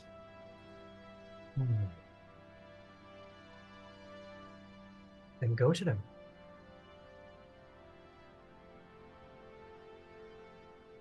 How do I do that?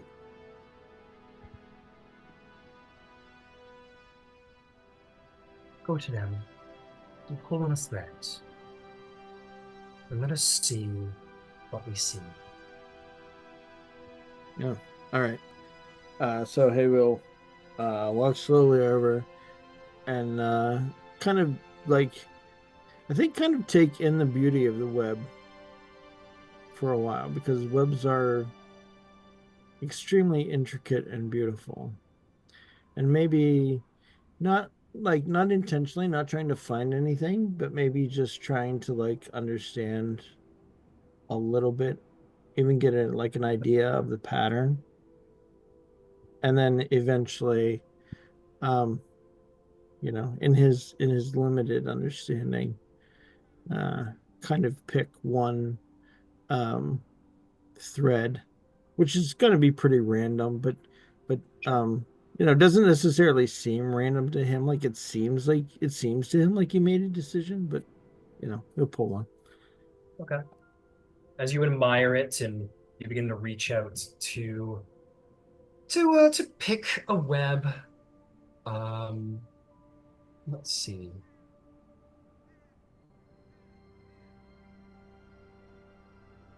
Sorry, half a minute. She says, "You've suffered, Zarvolg. You've suffered so long in the shadows of others. You've denied yourself your rightful place in this world. There's so much you could be and more." And as your hand touches the web, and you find your hand sort of gliding across the web, like as if you were walking down a rope bridge and you were holding the rope to guide you forward. You encounter visions within the crystalline web, like looking through a mirror into the past itself. You see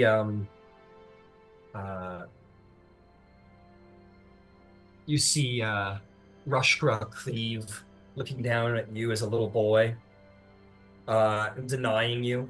Just, no.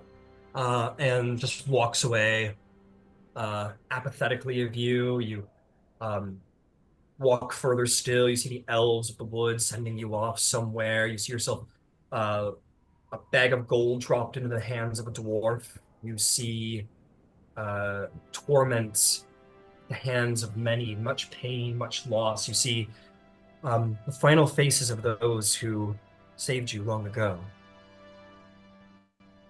The last looks on their faces before you were removed from the most wicked of places in Tal'Dorei.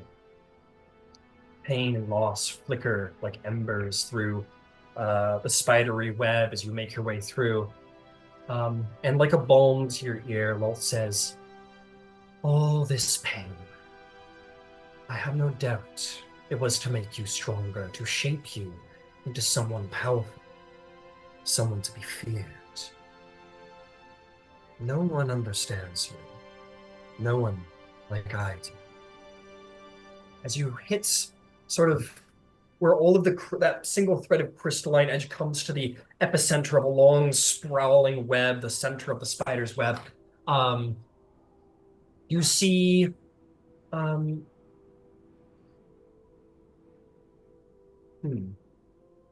a vision of yourself. Actually, no, not a vision of yourself. You see, sort of as you hit that point and your fingers touch the center of that web, you almost can see through every last line of web, as if your very eyes were moving through the strands of web spread across the world, across Tal'Dorei. You see somewhere deep in the earth beneath the mountains of Tal'Dorei, you see these drow women, not unlike the ones that you have fought, scantily clad, if at all, many of them laying in a bed all together, and their red eyes, dark and beautiful, sort of look at you as you peer through the vision, invitingly, with a deceitful smile upon their face. You look further on and you see many drow warriors training with hand crossbows and scimitars, not unlike your own training style. Training. You see others deep within the Underdark and other places deep beneath Tal'Dorei, or in the very streets of them, moving slowly, quietly, seeing through the dark more than one should, using the very same disciplines that you use as a gloomstalker. She says, even some of my finest worshippers, You are above. You are destined to be revered by the drow. You use the talents I set down before my finest warrior. You are a Gloomstone. You bear the crown. You deserve reverence, worship. But these things that other drow do, these slinkings in the shadows, these foul assassinations, you deserve more than this. You see another wave through the visions as you come once more to that, in a different scene, but that obsidian throne, sleek and unsat upon. You could almost see just a small layer of dust in the darkness, and a drow of different prominence, just sort of walking by, almost not noticing it. My crown remains empty. Or excuse me, my throne remains empty. My throne, which would bear you command of all the Gloomstalkers of the drow, the priests of Lolth. You are above these things. And as you do see this crown, you feel the web of jewels sort of begin to sort of fall on top of you. And as they do, and you sort of brace yourself, oh, this is the trap. This is the moment. They sort of fall around you and drape across your body and sort of swish and tangle themselves around you, coating you in, again, not chitin, but an armor, a robe garb of prominence that is made from diamond and crystalline figures that sort of warp the air around you to hide you in the darkness. She says, accept the crown before you. Come, champion of my will. And all this can be a reality. Cast aside doubt. Choose true power. Accept deception. Just as your friends lie. Just as you have lied. Just as I am. Just as all things and all people and all gods, especially glorious Bahamut, lie. With me at your side, no one could challenge you. Without me, you will never remain in the shadows, a servant of those who could never understand you, and a glory unfulfilled. You will just be the left hand of those who point the way. No glory, no prominence, will fade into history like the dust of the bones of so many who come before. Would you do anything? Same. Yeah, I think he's going to sort of try to kind of embrace this idea of this kingly status, try and pull whatever these webs and whatever the accoutrement is, kind of pull it around him, and he would look back. I'm assuming in the dream he's able to face the drow warriors, and sort of slowly raise his head and narrow his eyes a little bit, smirk a little, and say, just kind of look out over the crowd and say, the drow, the goblinoid, the orc, we will cower no longer. And that will kind of be the end. And that'll be the end. You hear the women of that army, the high priestesses of Lolth, will say, "Hail to Lolth! Hail to the Spider Queen! Hail to the King of the Drow!" And the soldiers will once more in unison before you. Prominence, power, submission is before you. And as that vision fades and you feel yourself begin to wake, murky still, you almost see through one last thread. You say, of course, if you do choose the shadows, you see Vasselheim. You see the priests in their halls, the priests of Bahamut, the great architects of protection, the paragons and people that your friend Finch looks up to. She says, "Do you think I will stop? Do you think I will not have the crown one day? I would wish it you, Zarvolg. These fine paragons need not die, need not turn against one another. I will take what I need in the end. I hope you've learned well." You awaken the next morning. Long rest is had by all. The last trek to Vasselheim. Yes, sir. Oh, yeah, I mean, when everybody's, I guess, ready to wake up in the morning, I will start speaking to people again. Okay. You all awaken, and the last trip before Vasselheim, this tension looming over the group now. And once more, Zarvolg, you wish to speak to the group? Yeah. Everybody's here? Yep. All right.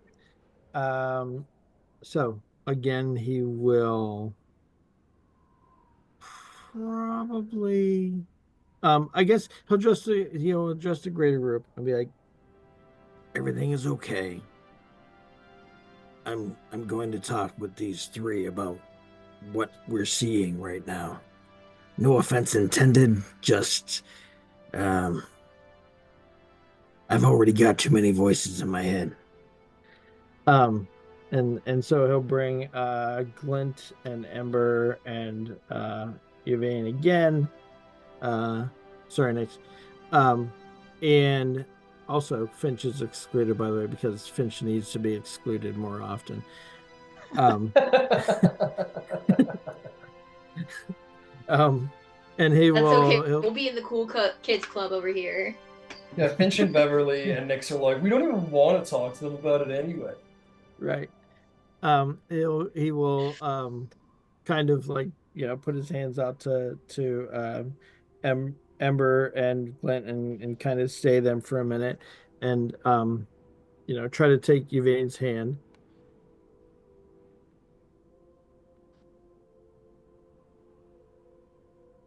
I think she's trying to get in. Yeah, absolutely. Right. And he's going to slide it up under his carapace so that her hand is against his bare chest where he has a certain scar. And he's going to say, "Just get me there." And kind of let her go. And let her hand go, of course. And be like, "All right. Today we go to Vasselheim. Yvaine knows where we're going. Everybody else, let's get this circlet where it needs to go." All right. And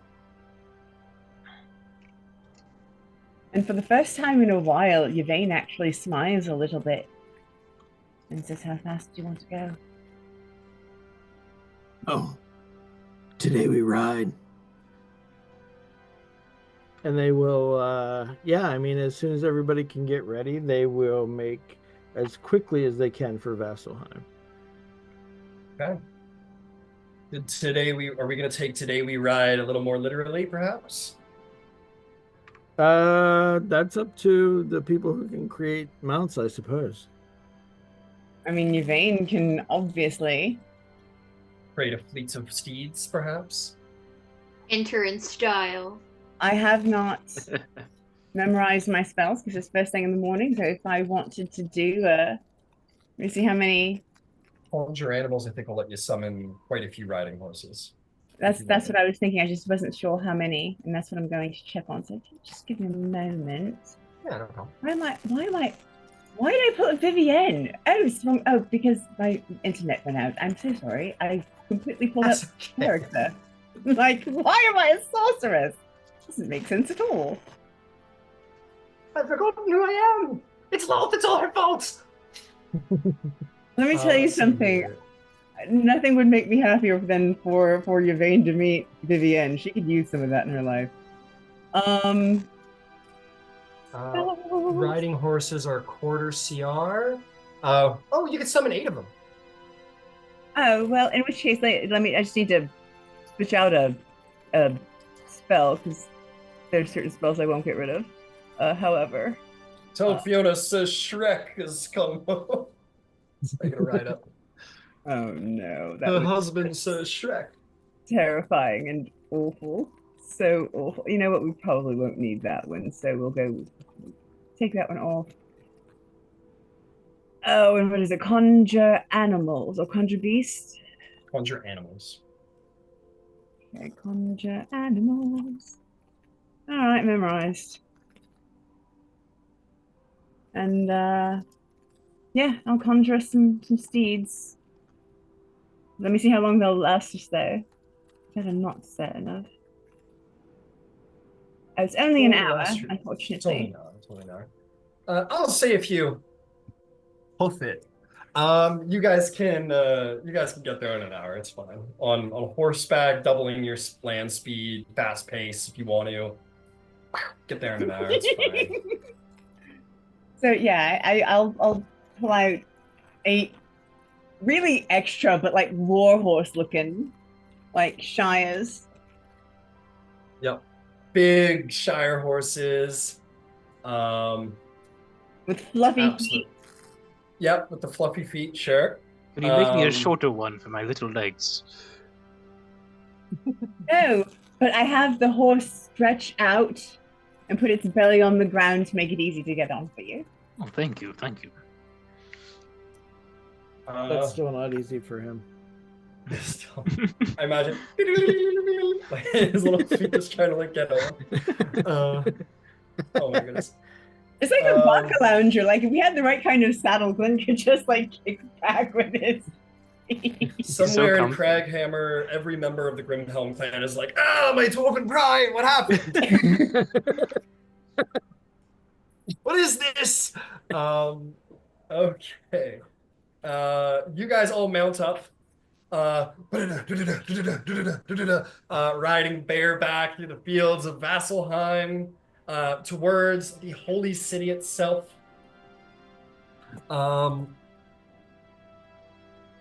Let's see.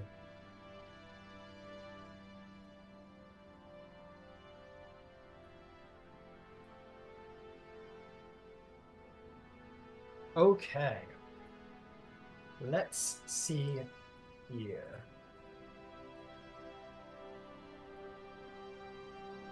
You approach the Dawn City, majestic on the horizon, at which point I am going to turn you guys over to a Roll20 map of Vasselheim.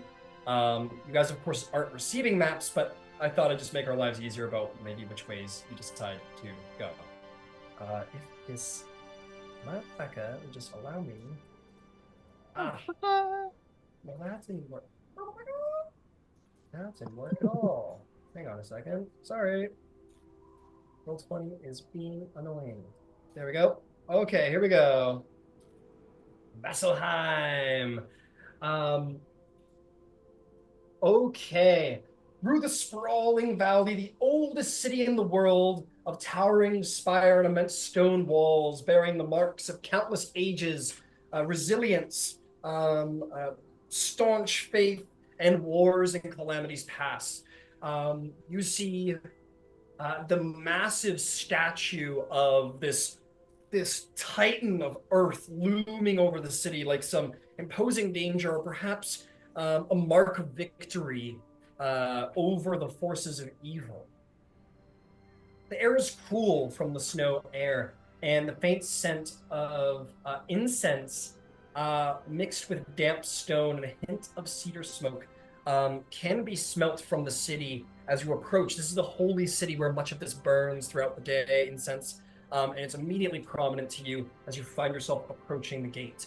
Maybe just at the edge of your ears do you hear sacred prayers, a reminder of the grounds in which you are beginning to approach. I saw hands, Zarvolg, as you guys approach the city. Yeah, as they're riding in, Zarvolg will kind of yell back to everybody.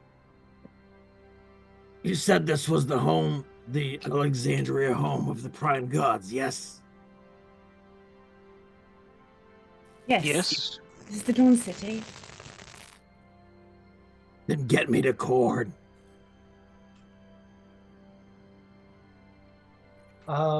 Okay. You continue your approach. You find yourselves before the main gate, massive, iron-bound, and intricately engraved with many holy symbols representing the many gods who call this place theirs. Openly guarded by sentinels clad in polished armor, paladins of the many faiths, no doubt. The wardens would scrutinize, and as you ride up, you are called to halt by the guards themselves. Just a moment as I'm getting those names out. Come on now. Oh no, where are you? Sorry, lore. You hear halt. You stand before the bastions of the holy city. Who comes? And Zarvolg will kind of point at his head. I bear a most unholy relic that should be considered inside of your holy city. Show me to the Temple of Cord. They look upon you and this dark thing you bear upon your brow, and the guards of the bastion says, looks severely and then at his ally, and is going to look up to the top of the wall and say, sound the horn. And there will be a moments later, or actually, no, you're there and you're not sure what's going on, but the guards watch you sternly. And moments later, a great fleet of holy warriors of the various faiths on steeds come just amassing out of the gate, very much like the riders of Rohan in the Two Towers when Aragorn sort of calls out to them. And they sort of move around you and surround you, encircling you. It was but moments and sort of a shock that this happens so swiftly, but indeed it does. And you find your entire group surrounded by plate-clad paladins of faith surround you from all sides. Let me see here. There is some moments as you're sitting there kind of like, what happens now? They don't even ask you to throw down your arms or anything of the like. It seems that they're confident enough in their forces, they don't seem to mind all that much. You are going to see, you're going to see, again, a paladin sort of come forth out from all of the faithful here, and this warrior bearing the crest of Cord stands before you and says, "You called, and so Cord answers. Who are you that comes bearing such evil?" And Zarvolg will drop his breastplate off and show his cord scar, and say, "The crown that I bear, my group and I, we believe it is of great evil, and we submit it for scrutiny here within the city. I have spent a small time learning about and under the watchful eye of Cord. I'm willing now to commit myself to his guidance, and I would appreciate your assistance in dealing with this terrible relic with which we've been burdened." He says, "You asked for the war god's aid in dealing with this burden of evil upon your brow. I do. Take it off. Take it off. Why not?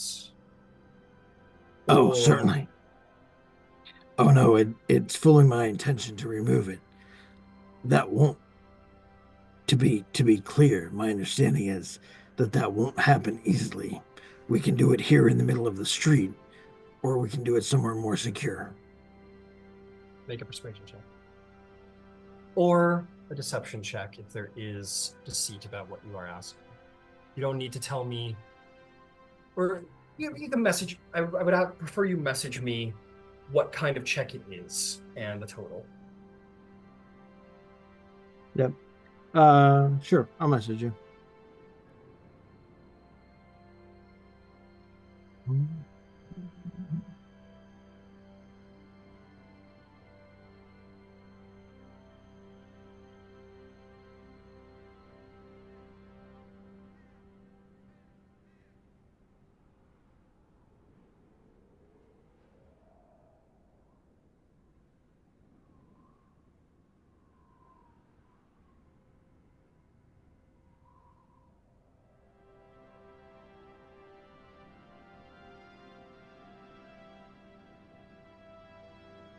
All right, let's take a look here.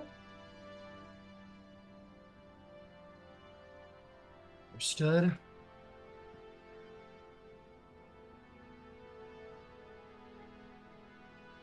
He will squint his eyes at you, and he will say,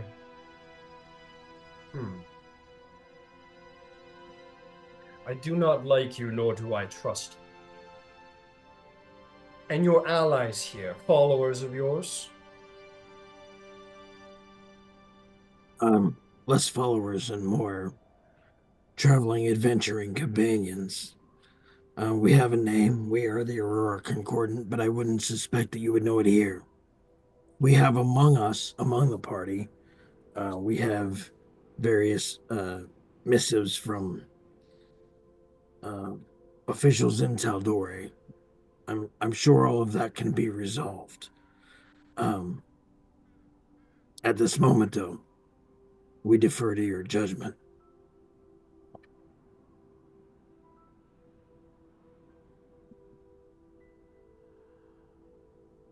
Very well. You may come. Your friends may come. But I will not.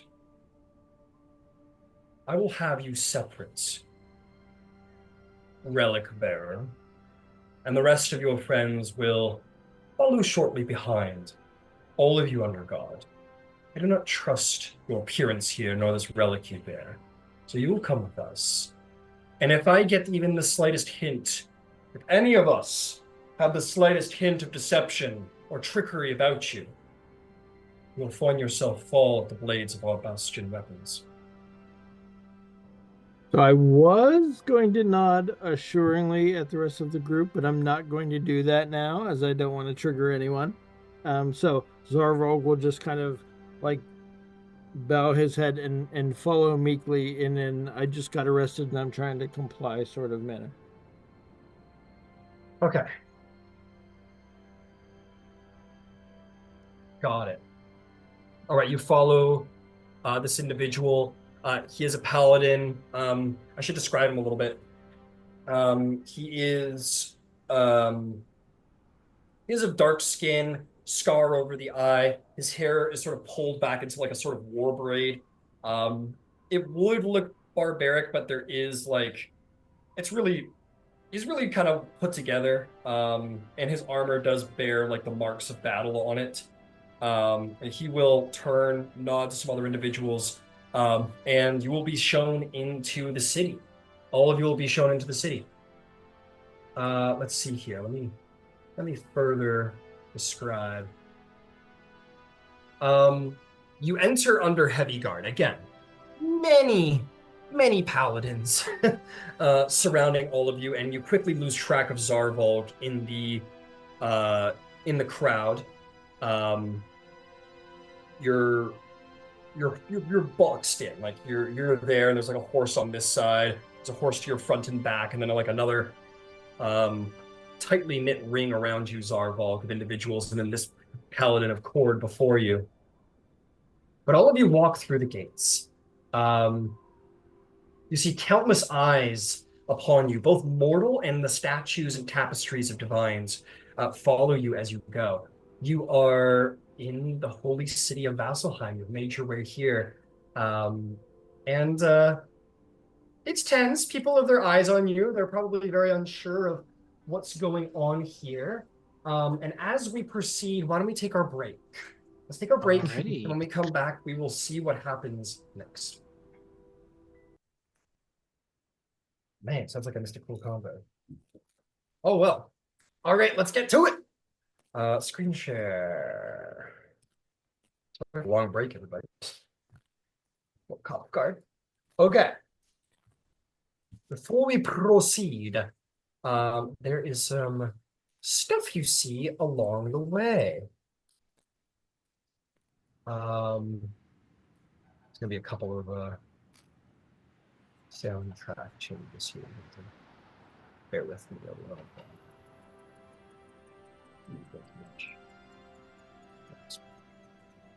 Beauty.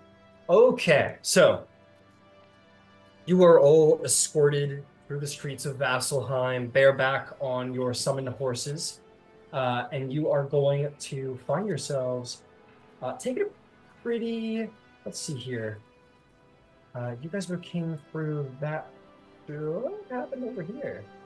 Oh, oops! I moved it. That's what happened. Okay. Yeah, you guys would be finding yourself coming in through, starting at, let's see, where are you going? You guys would take a hard right as you begin to enter the city, and find yourself changing districts rather quickly, and entering into a portion of the city. You would see sort of wrote across the top of the door that leads to that section of the city. It says the Braving Grounds. This is a very fortified city, by the way, as you enter. You see massive walls adorned in celestial markings, no doubt each one warded by divine protections, showing iconography of great warriors and saints and gods and heroes and angels. And as you make your way through the gate into this new district, let's talk about that. You guys find yourselves into the district known as the Braving Grounds, where indeed it is dedicated to the deity of war, Kord. Very quickly, you find yourself coming to his domain. Weary travelers find themselves making their way down the Glasswalk Road on horseback, and many people get out of the streets as your fleets of riders, the bastions as they are called, take you inward. You see huge ballistas stationed on the top of all of these towers with giant, like, platinum dragon heads at the edge of each ballista, just immediately showing their veneration for the god of protection, Bahamut, who you've come to know so well. And you get a look from Finch, like a little hell yeah nod, as looking at all the various ballistas. Let's see here. See yourself quickly taking a left as you are going to make your way past a very large crucible-looking, a very arena-looking like crucible that is adorned with statues of warriors up on top. I'm not going to say it's very Roman-looking. It's maybe not that prominent, but combine the prominence of like the Colosseum in Rome with that sort of Nordic barbaric tradition, and combine those into like a holy mishmash of what this crucible is, where you expect many warriors face themselves in combat.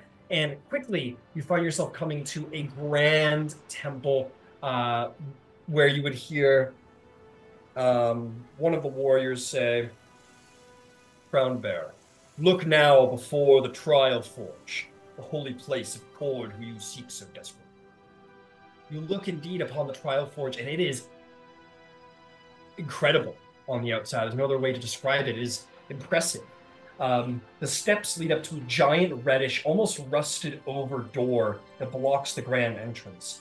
You see the many guards of the bastion adorned in red guarding the way forward. And atop the temple sits a gargantuan statue of what who could only be Kord, the Storm Lord, that looms over the entire district, but he's seen from everywhere. The statue dedicates the muscle-bound titan of a figure standing heroically with a giant beard, bracers, and one knee raised to the air, almost like ready to do like a kick. This almost Spartan-like elder warrior titan stands before. You all find your way off and make your way. You're all not taken off, but you are made to come off of your horses, and I think they're going to leave you armed, Zarvolg. And they're gonna look at all of you, the rest of you, Ember, Finch, Nyx, everybody. I'm gonna say for whatever reason, Finch and Beverly are pulled aside by some of the Bastion warriors as they recognize Finch as a paladin of Bahamut, and basically want to like figure out Finch's situation and see. And Finch just kind of gives you guys a nod and like a thumbs up. As Finch is going to try and put a good word in for you guys, being like a holy warrior and whatnot. So kind of gets pulled aside for that moment. You four are told by the warriors of the Bastion, you may go no further, unless, of course, you are willing to disarm. This trial is not for you. If you wish to observe, you must disarm. Happily. I've got a stick and a knife, if you want them. Yvaine will step forward and say, this is a holy relic of the Moonweaver. Is there some place we can put it where it would be respectful and not just tossed amongst common items? In the hands of the Bastions, all prime deities are worshipped here. If you have relics most holy, they will be shown their respect. She hands it, like, you can see that this is hard for her, that she hands it respectfully. He'll take it, look at it, it'll gleam with lights. The spear, I assume? No, my holy relic, my moon sickle that the Moonweaver herself has. The moon sickle will look at you and sort of hand it off, and you'll be made to disarm. Nyx, Ember, would you two disarm? Nyx Yeah. disarms. Here's a perfectly good spear. Help yourself. They will be taking wands and musical instruments as well. They are no fools, and they know who to choose. If you disarm, of course. No, a capacity to cheat. Yeah, they don't know about magic here, right? In the holy city, right? They don't know about magic. They absolutely know about magic, and will take any arcane foci and weapons alike. Do you also want my component pouch? Yes, we will take your component pouch. Understood. I don't need to see this. Here's also my backup wand. They take all of these things from you, Glint and Yvaine and Nyx, and the paladin looks at you, Ember, and says, you would not wish to come. You would prefer to remain armed.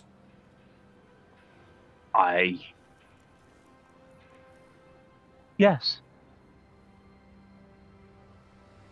He looks at you and smiles and says, it is a wise warrior who does not let himself be disarmed. You may come as well. Okay. Thank you. And they allow you entrance. Seems somewhat of a test. They do keep the arms and armaments of all of those of you who disarmed, but Ember will be allowed through because of his resilience. Yep. The war god respects the warrior. You all enter within. Zarvolg, you would have been entered within first, they would not have disarmed you.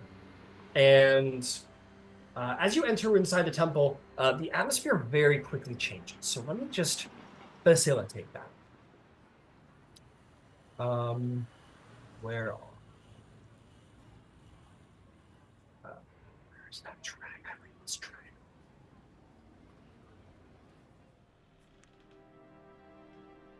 You enter within to see sage and herbs burning ceremonially all across the interior. The building itself consists of 2 long hallways that intersect into a central chamber. So you walk forward through this center one, and then you enter into the main sort of crossroaded hall where you see a hall continues onward, and the ceiling is vaulted and tall, about 100 feet tall, built from thick, sturdy, reddish stone. It's not clear to any of you if this is like some kind of unique red stone, or if it is stained, purposefully stained or rusted from many long years. The floor, however, is a polished black marble with gold streaks through it. You also will see that those who wander here and there are the bastions who are armed to the nines around you, but there are many monks wearing gold and red robes walking through the temple. The regalia somewhat simple despite the gilding, but none speak, none have conversations with one another, none converse. You are brought to the main hall where you will see that there is basically they sort of like part for you, Zarvolg, as you stand there. Let's see if the fucking thing will give me what I want. Yes! Haha! You see this older man, long white hair, well kept together, beard, and undoubtedly an older man, but my man is just jacked. He's got huge pecs, delts, strides, abs, and his back is just like, fucking. The dude is ripped. He turns around. He is wearing sort of baggy red pants, no shoes. His feet are sort of wrapped, sort of like, fighting wrappings around his hands and feet. He has an orange sash around his wrists, arm, sort of half across his body, but his chest proudly bared. He has a blue sash around his hip and a gold amulet sort of holds it together, bearing the symbol of Horde. He turns around to you and sort of like looks you over, Zarvolg. This is an old man, but he is jacked beyond recognition. I just can't. I'm going to say it one more time because I got to put it out there. He is built, this man. Like, impressive. Like, no man this old has any business being this jacked. And he looks at you, Zarvolg. He goes, "Welcome to Vasselheim, warrior." And Zarvolg will kind of look carefully to those who may be surrounding him for a little bit of, I guess, tolerance or leniency, and like reach toward his backpack. And if there's like swords just like around your throat, and the man puts his hand up, and the swords slowly remove themselves from your throat. And he pulls out, he has not an amulet, but he was given some kind of symbol of Kord at the God's Brawl arena. Yeah. And he'll just kind of hold it in his outstretched palm and say, "I'm called Zarvolg the Grim. I've trained at the God's Brawl arena in Iman."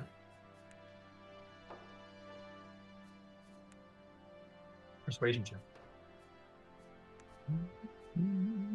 Oh no, not persuasion. Oh, no. I still have this stupid thing on. Oh, Yep. that is a natural one, my friend. He looks past the amulet at you. It seems to grant you no truck with this individual. Yep. He says, What do you expect here, warrior? You expect something? I individually expect nothing. I came looking for assistance for not myself individually, and not even for my group, but for, as far as I know, the continent and the world. We've specifically traveled to Vasselheim to find holy grounds like these, of which I'm, to be perfectly honest, I've not been aware until this time. I'm not well versed in these things. However, this crown upon my head, I'm told, is a vessel of great evil. I'm unable to lift it from my own head without great difficulty at this time. And my companions and I felt that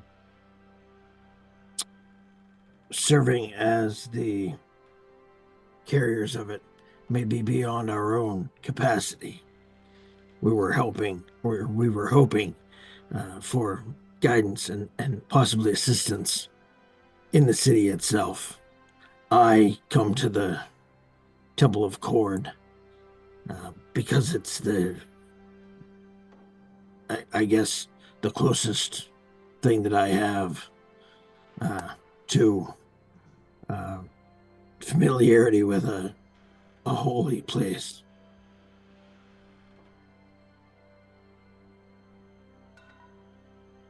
You seek the might of Kord to give you strength in this trial. If you'd grant me just a moment. To be honest, I didn't seek Kord as much as he sought me. And then he'll go ahead and he'll explain in whatever appropriate detail the story of being out in the woods between Westerrun and Iman, being struck by the lightning, feeling like he had this one-on-one kind of direct experience with Kord, and he'll point to the scar on his chest, and then say, and that's why when I arrived at Iman, I sought out the guidance of the kind folk, not kind folks, the adherents to the arena of Kord there. He looks at you, squints his eyes.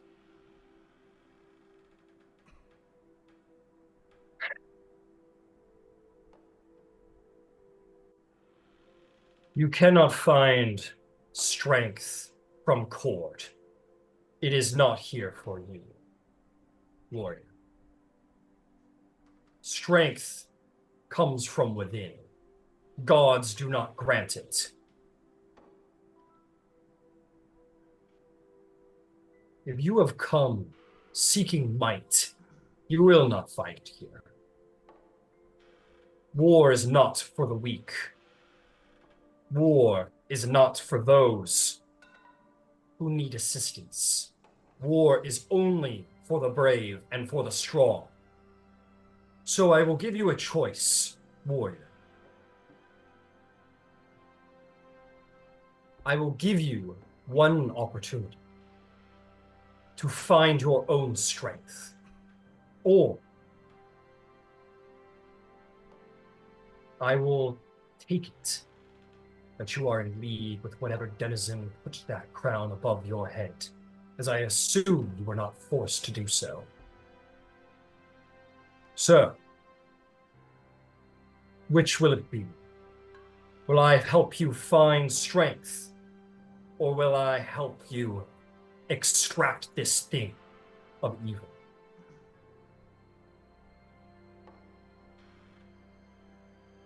He looks around the temple a little bit, and he said, I kind of figured that's what we were going to do. Let's find strength. take him to the crucible. The warriors nod and will turn. And this old man will walk as well. And he will stop and look at all of you who have followed in, and he will say, for those who do not have the stomach for a warrior finding his courage, I'd recommend you stay. Yvaine steps forward first. I'd like to be here. Can't get rid of me that easy. He looks at you, Ember, sees that you're still armed. Says, and you. There's no way that I'm not going. He's your brother in arms. That would be disrespectful. You see from under the beard of this old man, he looks at all four of you and cocks a smile. You see a small sort of like, all right, nod from his head, very much in approval, and says, then let's see if your friend can find his strength. And you will all move along, and all this work I did making this place, don't worry about it. So let's go to the crucible. It's very you guys are above you. Thank you. I'm sure we'll be back. We'll be back. I Don't worry, I guarantee did this it. to myself. Yeah. We're good. Hey, look how easy that was. We're good. Your friends find their way to the stand, Zarvolg, and you are, you have your weapons and everything, and the various warriors just sort of like push you into the arena. And you see the old man walking in with you, and he is going to sort of walk around, and there's a slight note I want to give. This might be fun for one or two individuals. As you guys are making your way back to the crucible, you're going to look down the way and you're going to see a temple that looks strangely not quite the same as a lot of the other stuff in here. Like it's kind of sticks out a little bit. Doesn't quite match the Kord vibe you're getting everywhere else. You are going to see that there is a temple sort of at the end of the street.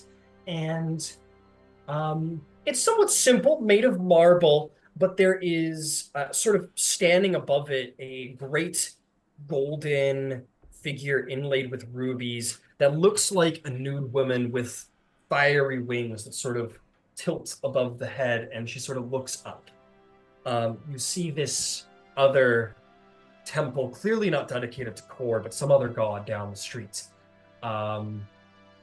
Various other priests in different regalia entering and going that might catch the eye of a couple individuals, maybe the attention of a couple of individuals. But regardless, you all find your way into the stands. The many bastions stand around at the edges of the arena. And Zarvolg, you find that this old man walks into the arena and says, so, Zarvolg the Great, are you ready? Yeah, I'm ready when you are.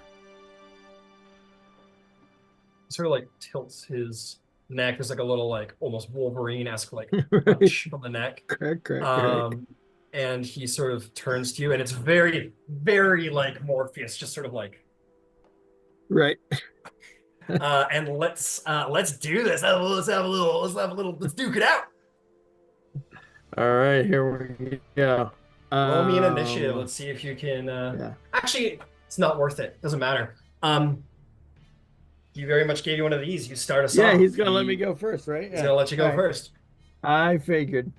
All right. Well, Zarvolg doesn't know any better, so I'm gonna Show I have me all your my strength. weapons, right?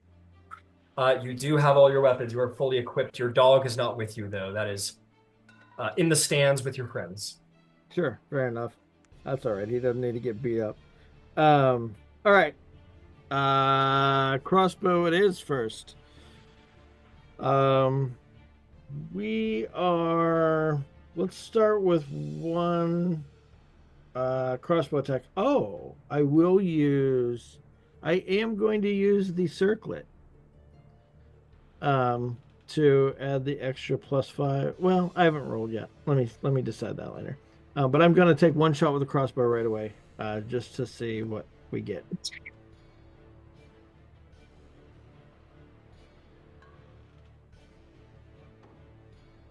It's going to be, yeah, I'm going to stick with that without using the circlet. I will take the 25 to hit. 25 will definitely hit. Go ahead and roll damage. Oh, I'm into Hunter's Mark. I'm first. Can I do that? Sure. All right. Thanks. And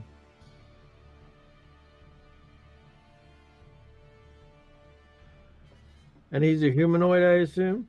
Oh, yeah, he's in them. All right. Oh, no, he's so not. that- He's I don't know. Yeah, he is. He's for sure. Right. It's celestial or something. All right. So that is going to be 16 damage, 16 damage with the first crossbow shot. All right, you fire very quickly, and he just sort of goes, catches it as it goes like for his face, and he looks at the bolt and says, "This is your strength." He just like throws right. him to the dirt beside him and says, "Again."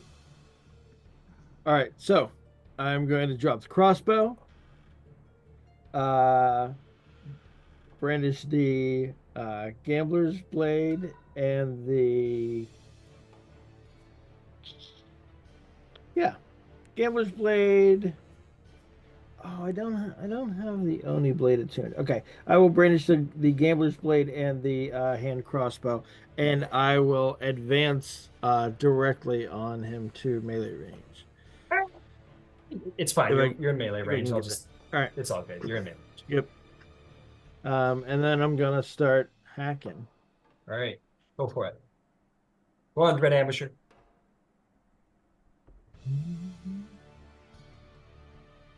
All right, that is going to be a 27 to hit with the gambler's blade. Oh yeah.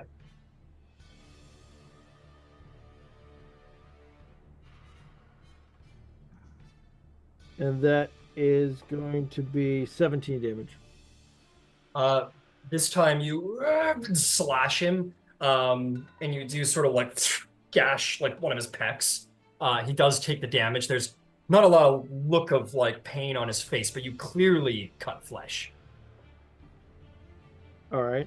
And then I will. Let's Sorry, see. how much? It was 17 damage you said? 17 damage, yeah. Got I'm gonna it. go ahead and do that again. I'm gonna like come back with like a like follow-up strike from that. Sure thing.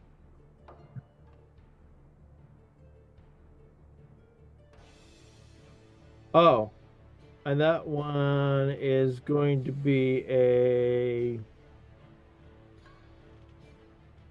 12 to hit, and I'm just gonna leave it at that if I miss.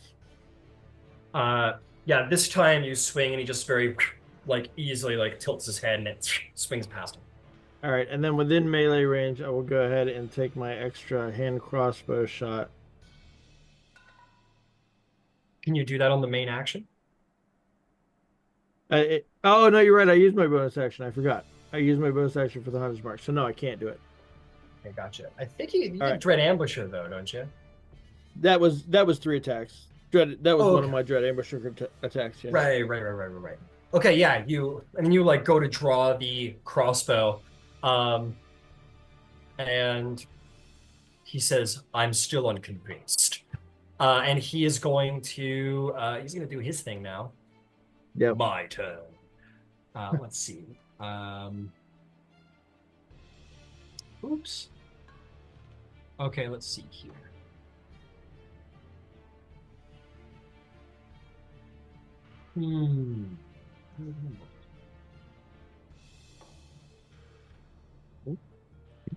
He is going to he's just gonna go in. He's gonna take 2 attacks against you.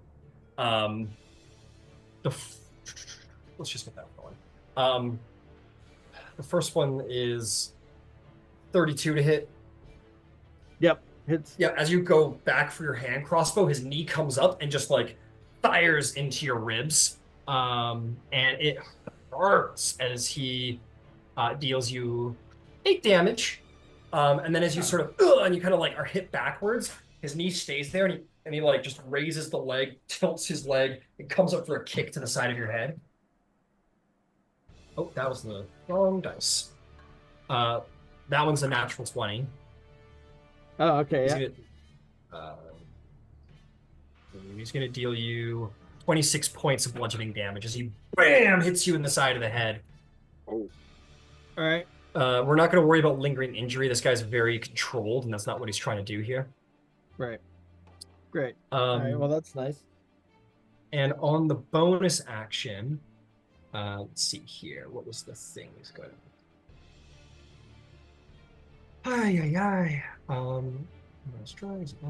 He is going to, first off, flurry of blows.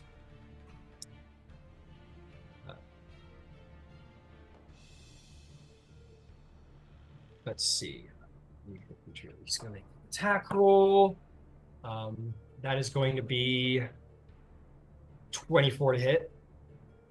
Yep. But in this case, rather than damage you, you're waiting for it, and then so he like kicks you in the head, and as you're like blocked to get the other hit from the leg, he sweeps low, and he's going to go for. He's basically just going to try and trip you. I need you to make a. Oh man, what is it? Make a strength saving throw. Strength saving throw? Oh no, he's tripping. My apologies. That's a dexterity saving throw. Okay. That will be a 24. A 24. He hits your leg, and as you see him going low, you put all your weight on that front leg, and it hurts, but it doesn't damage you. And you block. You block it, but he still kicks you in the leg really fucking hard. And you're going to take 15 points of bludgeoning damage. And then he's going to pull his leg back from your foot, and he's going to go for a kick right in the middle of the chest. Okay. This one is going to be... oops, that was the wrong one. That's going to be 21 to hit. Yep. He's going to deal you 9 points of damage, and I need a strength save. Definitely a strength save. Okay. Strength save is going to be 22 to save. 22. He kicks you in the chest, and it hurts, but you hold your ground again. And he says, "Good, but not good enough." And he finally brings his foot back into that knee up position and waits for your next thing to happen. It's your turn. Yep. All right. I'm going to come back at him. Same way. Scimitar and Gambler's Blade. Although this time... Actually, quick adjustment. Sorry about that. I got a lot going here. Apologize. Yeah. He is going to... So as he does that, and he says, but not good enough, he is going to bring his foot down hard into the sand, and it's going to sort of you're going to have a moment of catching sand in your face, and he is going to, for free, get to use Step of the Winds, and he's just going to just sort of bounce back about 30 feet. Yeah, about 30 feet. And just end there, and that's all he does. And he just kind of says... And he just kind of looks at you right. What are you gonna do? Right. He does the Morpheus thing again. Yep. All right. Try again, basically. Right. All right. Back at him. All right. This time, before I go back at him, especially since he stepped away now, Zarvolg is going to take a deep breath, close his eyes, and use Fighting Spirit.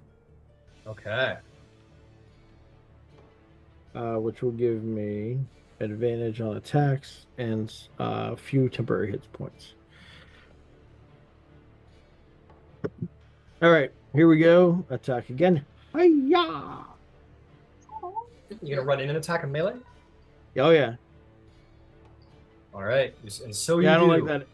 I don't like that bolt catching thing he did. Yeah. All right, that's a 22 to hit. 22 does not hit. you go in to attack him, and he does the whole like blade catch thing with his hands, Yeah. and then sort of like throws it aside, and says, "You are not understanding."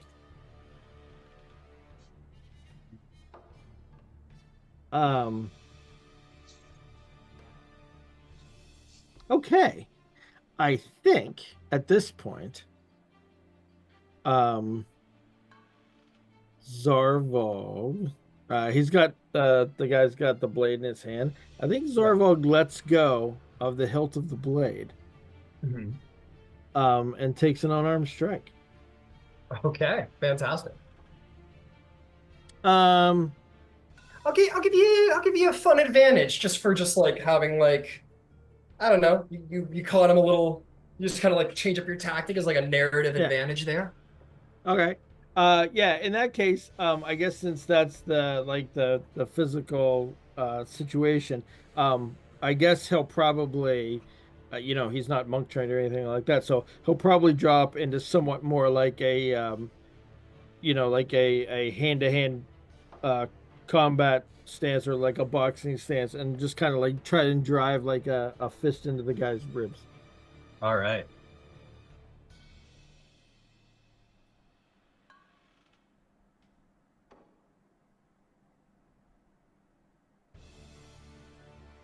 Going to be a 25 to hit.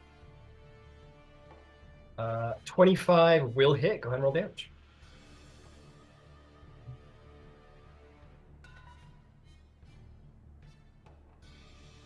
Up. That's 7 damage. 7 damage. You hit him in the ribs for 7 damage. And he sort of like looks down at that and goes, interesting.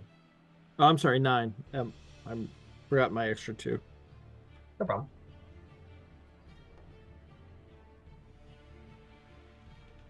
He goes, so this is your strength. Brute force. Arrows and swords. This is how you will overcome your trials. Where does your strength come from?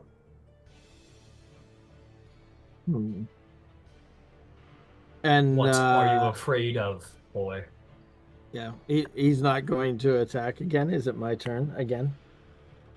As it's his turn, he'll say he just like sort of like just drops the blade and kind of like into the sand, so it's like in front of you to like take it if you want. It's very much like you might as well be offering it back to you. Like he throws it into the sand, the hilt's pointed at you, and he kind of puts his hands behind his back again and goes, and he says, "This is the strength that you have to overcome this challenge.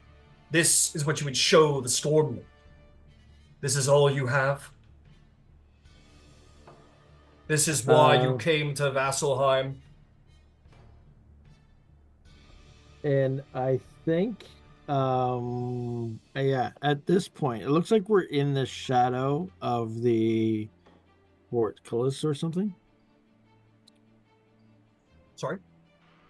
I said it looks like we're in the shadow of the walls or something like that. Is there dim light around here?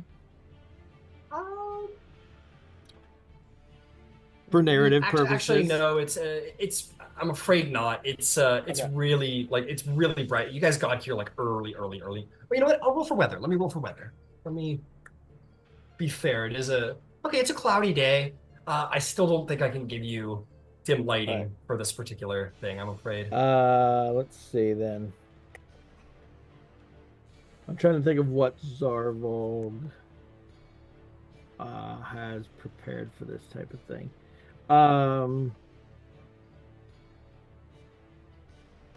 Yeah, I don't really think he knows where else to go from here. So I think he's basically, just going to, again, try to sort of center himself, use another fighting spirit. Bonus action, use a second wind to catch his breath.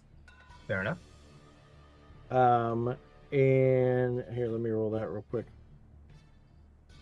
So he's kind of emptying the arsenal here of what he knows.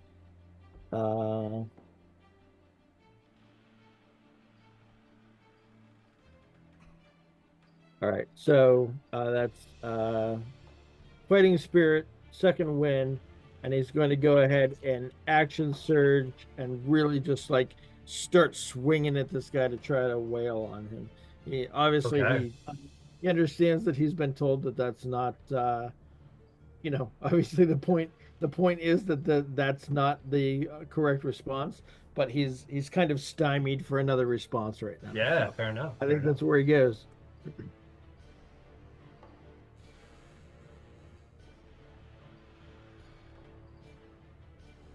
You'll have disadvantage for these, by the way, because he basically took a dodge action. Yep. Oh, that's fine. So that is going to be I guess a 26 to hit on the first one. Yep.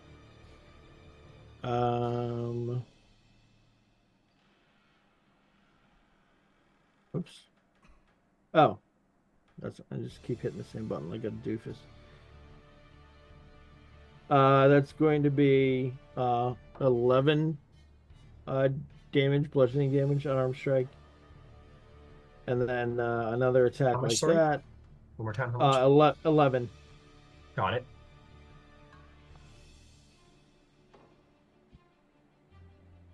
And then if this was at disadvantage, that one would have been, the second attempt would have been an 11 to try and hit. Got it. He catches your fist in his hand. Do you have anything else? Nope, that's all I got for this round. He shakes his head and sort of like tilts your hand back. And then he's just gonna start, like he's got your hand, he's just gonna start boom, boom. He's gonna just start wailing on you as best he can. Mercilessly, if at all possible. Let's see. No, we're not. That. Something else I want to just get done here.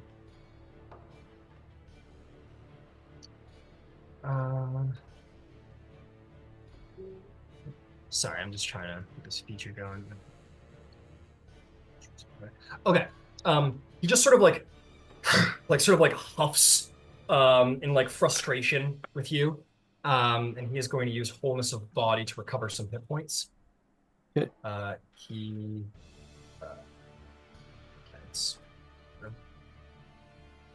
And then he's going to use his action, just boom, boom, freaking boom. All right, I'll just roll those attacks.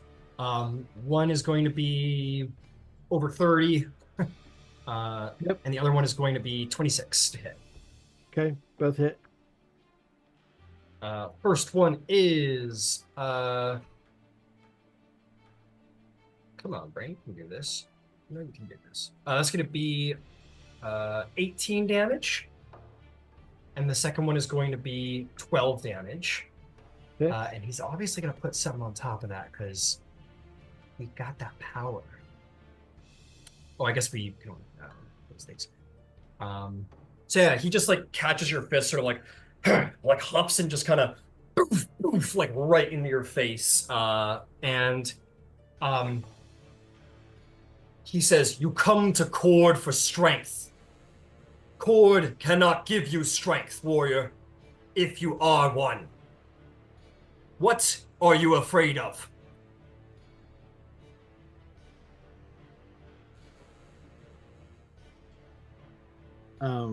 And he will kind of struggle against, having his hand trapped for a minute, obviously futilely. You pull out fairly easily. It doesn't have you fully grapple. It's just like a moment of a tug and you get out. And he'll kind of like narrow his eyes at the guy and he'll say, slavery.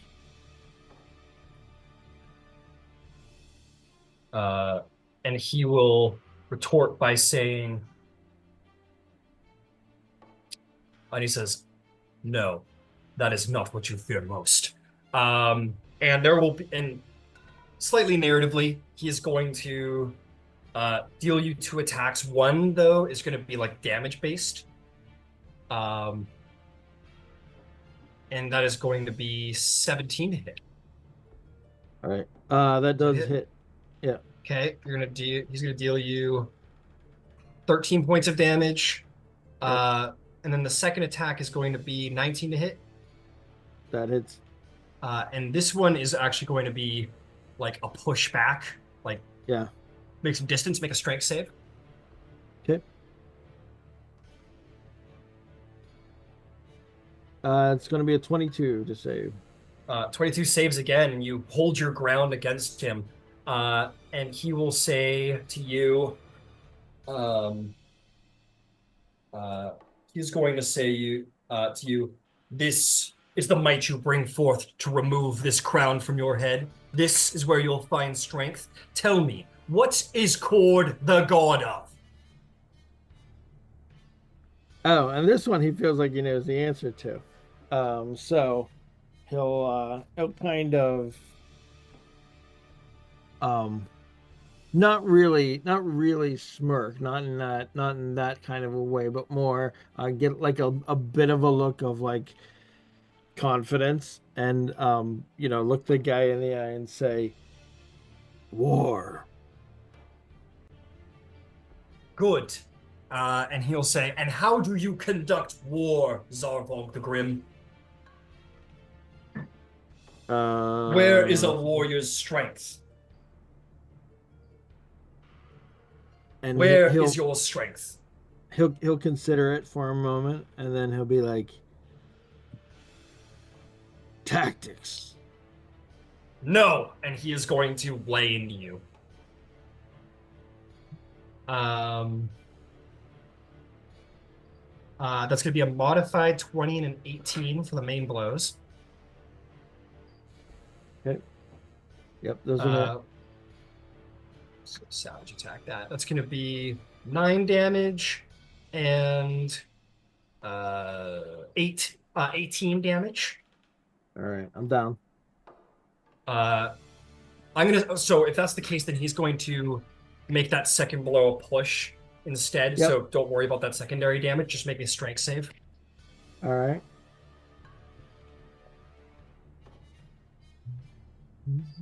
Let me get myself back up first.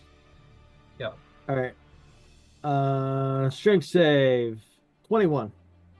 21, saving again, holding strong. Again, he keeps doing this like knee to your rib. Your fucking knee ribs are just like they're not quite broken, but they feel like it. I mean, he keeps trying to like basically kick you in the chest, but you keep digging your heel and not getting kicked back. And he says, any fool orc tribe, any goblin or kobold without a tactical thought in their brain can conduct war. Where does their strength come from?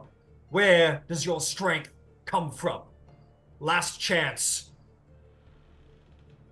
And he still really won't know. But he will, look the guy in the eye again, and as confidently as he can muster, although it's not very confident because he's not confident about this. He'll look the guy in the eye again, and he'll say, honor. And he says, perhaps there is no helping you. And he is just going to Muay Thai fucking try and rock you in the jaw. That is going to be 21 to hit. Oh yeah, that'll hit. Yeah, and I'll roll it. Non-lethally 17 points of damage. Yep, I'm down. Oof, just rocks you in the jaw. You guys see Zarvolg just get folded into the dirt. His face hits the sand hard and goes just limp underneath this old man. And he shakes his head. Says something to himself. Zarvolg, you might hear, sort of like as you're fading from consciousness, might hear, why he chose you, I don't understand. And you just kind of fade from consciousness. All right. And some people will sort of run up, and he is going to wave to someone from the side, like a cleric or some, or not. He'll point to all of you. All of you up in the stands. He'll sort of point his hand and say, "You all who would walk beside him, if you wish him healed and back on his feet, do it now." And he sort of walks to the side and kind of just like cracks his knuckle. Ember will misty step from where he is to the arena floor and make his way to Zarvolg. Yep. And yeah, get one of these. Yvaine, you're in it too. That's going to depend upon whether or not you remember an obscure reference from a very long time ago. Like over a year ago. I don't know what that means. 25, Zarvolg. A long thank you. time ago, like I want to say it was in Stilben, she sowed a seed, a mistletoe seed, when she was in the swamp. Into her. But she's not wearing that. Never mind. She can't do anything. She can't do anything. Okay. Never mind. So you just stay in the stance? Yeah. Sorry. My bad. No, it's all good. She's not wearing that. My bad. I'm sorry. It's all good. You're totally good. Yep. You're up Zarvolg. You sort of blink and come to consciousness and realize that you lost the fight. Not really understanding what exactly he was asking you for. And he just sort of was like off to the side, just sort of like looking at the scene a little disappointed, but he's separate right now, and Ember's right there with you. If you want to say anything, if you want to have an interaction. Oh, no. I mean, I would turn to Ember and say, thanks. Get you on your feet, sure old man. I'm not sure that we won. But I guess we'll keep giving it another try until we get rid of this thing. Glint will catch up at this point because he does not misty step. He just sort of awkwardly scurries, bringing his medical bag. Do you want me to patch you up at all, or? Yeah, if you don't mind. Right. It doesn't hurt here so much, or here, but right here. He was really going for the ribs there. It was It's an effective strategy. Well, yes, you typically need them to keep breathing. And yeah, not any magical healing, just using the healer's kit to try and dull the pain a bit. Make sure everything is in as close to working order as one can. Okay. Yes, Yvaine? Is Beverly with us right now? For the sake of the narrative, I'll say sure. We'll say Finch got pulled aside and he was like, stay with them to Beverly. It's fine. Beverly's there. And Beverly got to keep the weapons? That's a good question. I don't think so. I think Beverly would have seen everyone disarming and would have followed suit.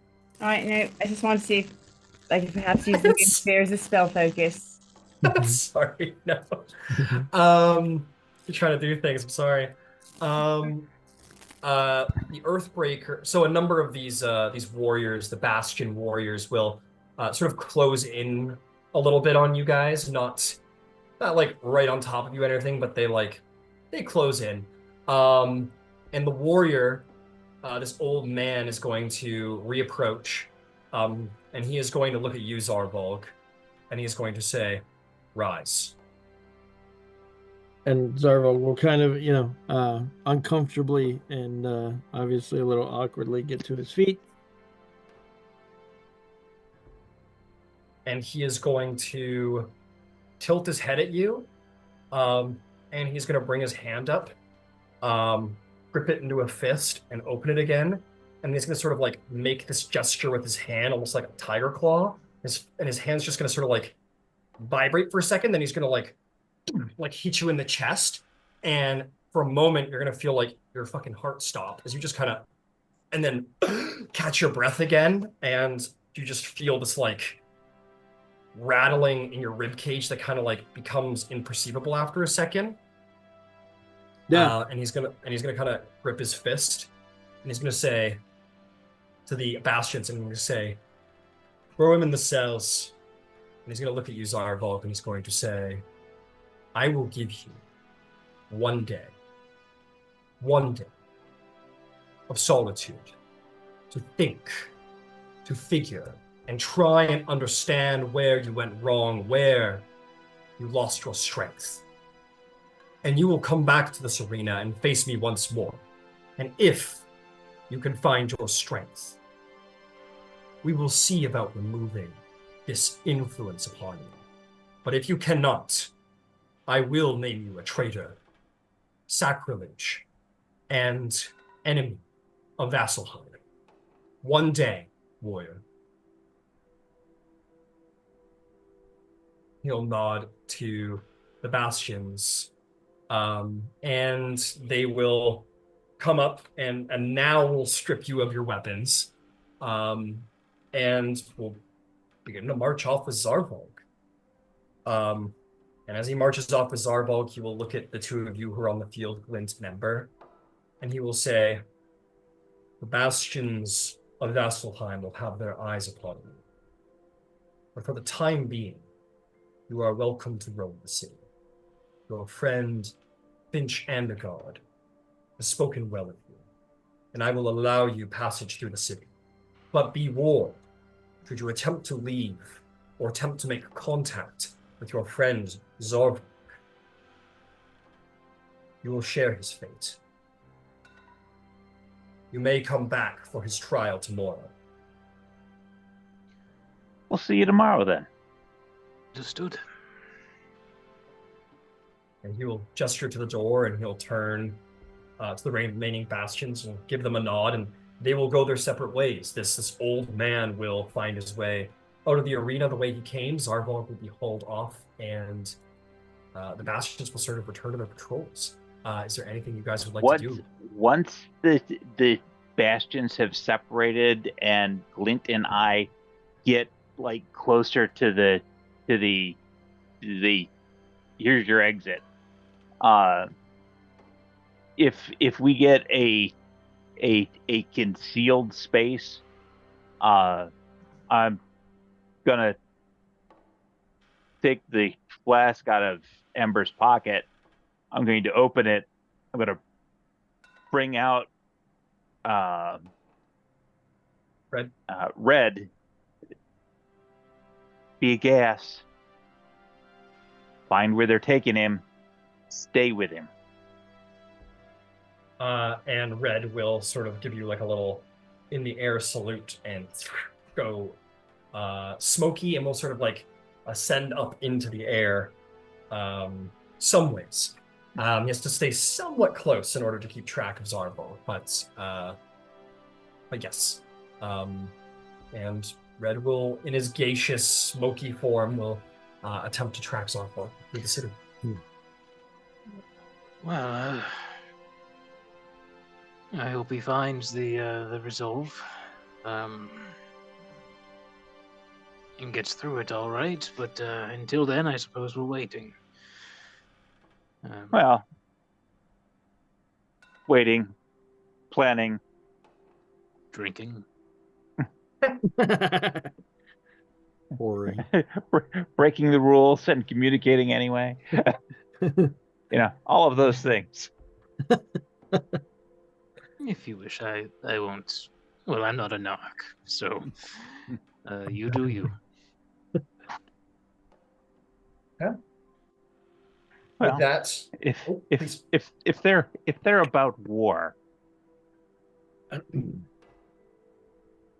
you leverage the abilities and skills and advantages you have. This is an advantage I have. I might as well see if I can leverage it. It's an interesting view of it. I'm mostly into Tal'Dorei these days, which is more about being comfortable than victorious, I think. But I've listened to Finch. I've listened to Zarvolg. I've listened to a number of other people, and that seems to be the underlying lesson. Hmm.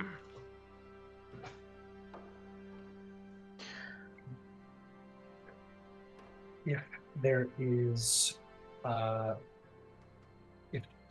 there's nothing else in this immediate moment, as you are all, you can stay. Like the crucible's open to whoever wants to be here. It's sort of like an open, like fighting ground. You might see the two guys off to the side with their swords. Like, are you guys gonna do a little practice? You're gonna do a little spar brawl? Okay. Very, very like tennis courty, like waiting for their turn to use the tennis court. We'll then get in there. They'll do a little practice too. I will say, Ember, you do see Zarvolg is marched through the city, north past the gate you came through, to a rather strange structure that's built almost up the side of the mountain, and brought within. And we'll see if Red can continue to spy and follow. But we'll just say that that's as far as you find Zarvolg. Zarvolg is escorted by 5 of the bastions. And Zarvolg's got a trial tomorrow morning, and he's going to be a little busy being in solitary confinement. But the rest of you have Vasselheim. You guys are going to be able to explore Vasselheim next week. And if Zarvolg reigns his trial, he will as well. Thank you very much to each of you for the session, and apologies if it was a little steered towards Zarvolg. Obviously, there were influences that really wanted him to do one thing more than the other, and required a little extra attention. But we're going to rebalance. We're going to balance that out next session. I promise the four and you. And if Finch is around, we're going to make sure everybody gets their due time to explore, do what they like, have some fun. Maybe in Vasselheim, you're not going to be excluded by any means, Zarvolg, but everybody's going to get their fair shake. So thank you for your patience today, and I hope you guys had a good session. We'll pick it up next week. Absolutely. Awesome. Thank you.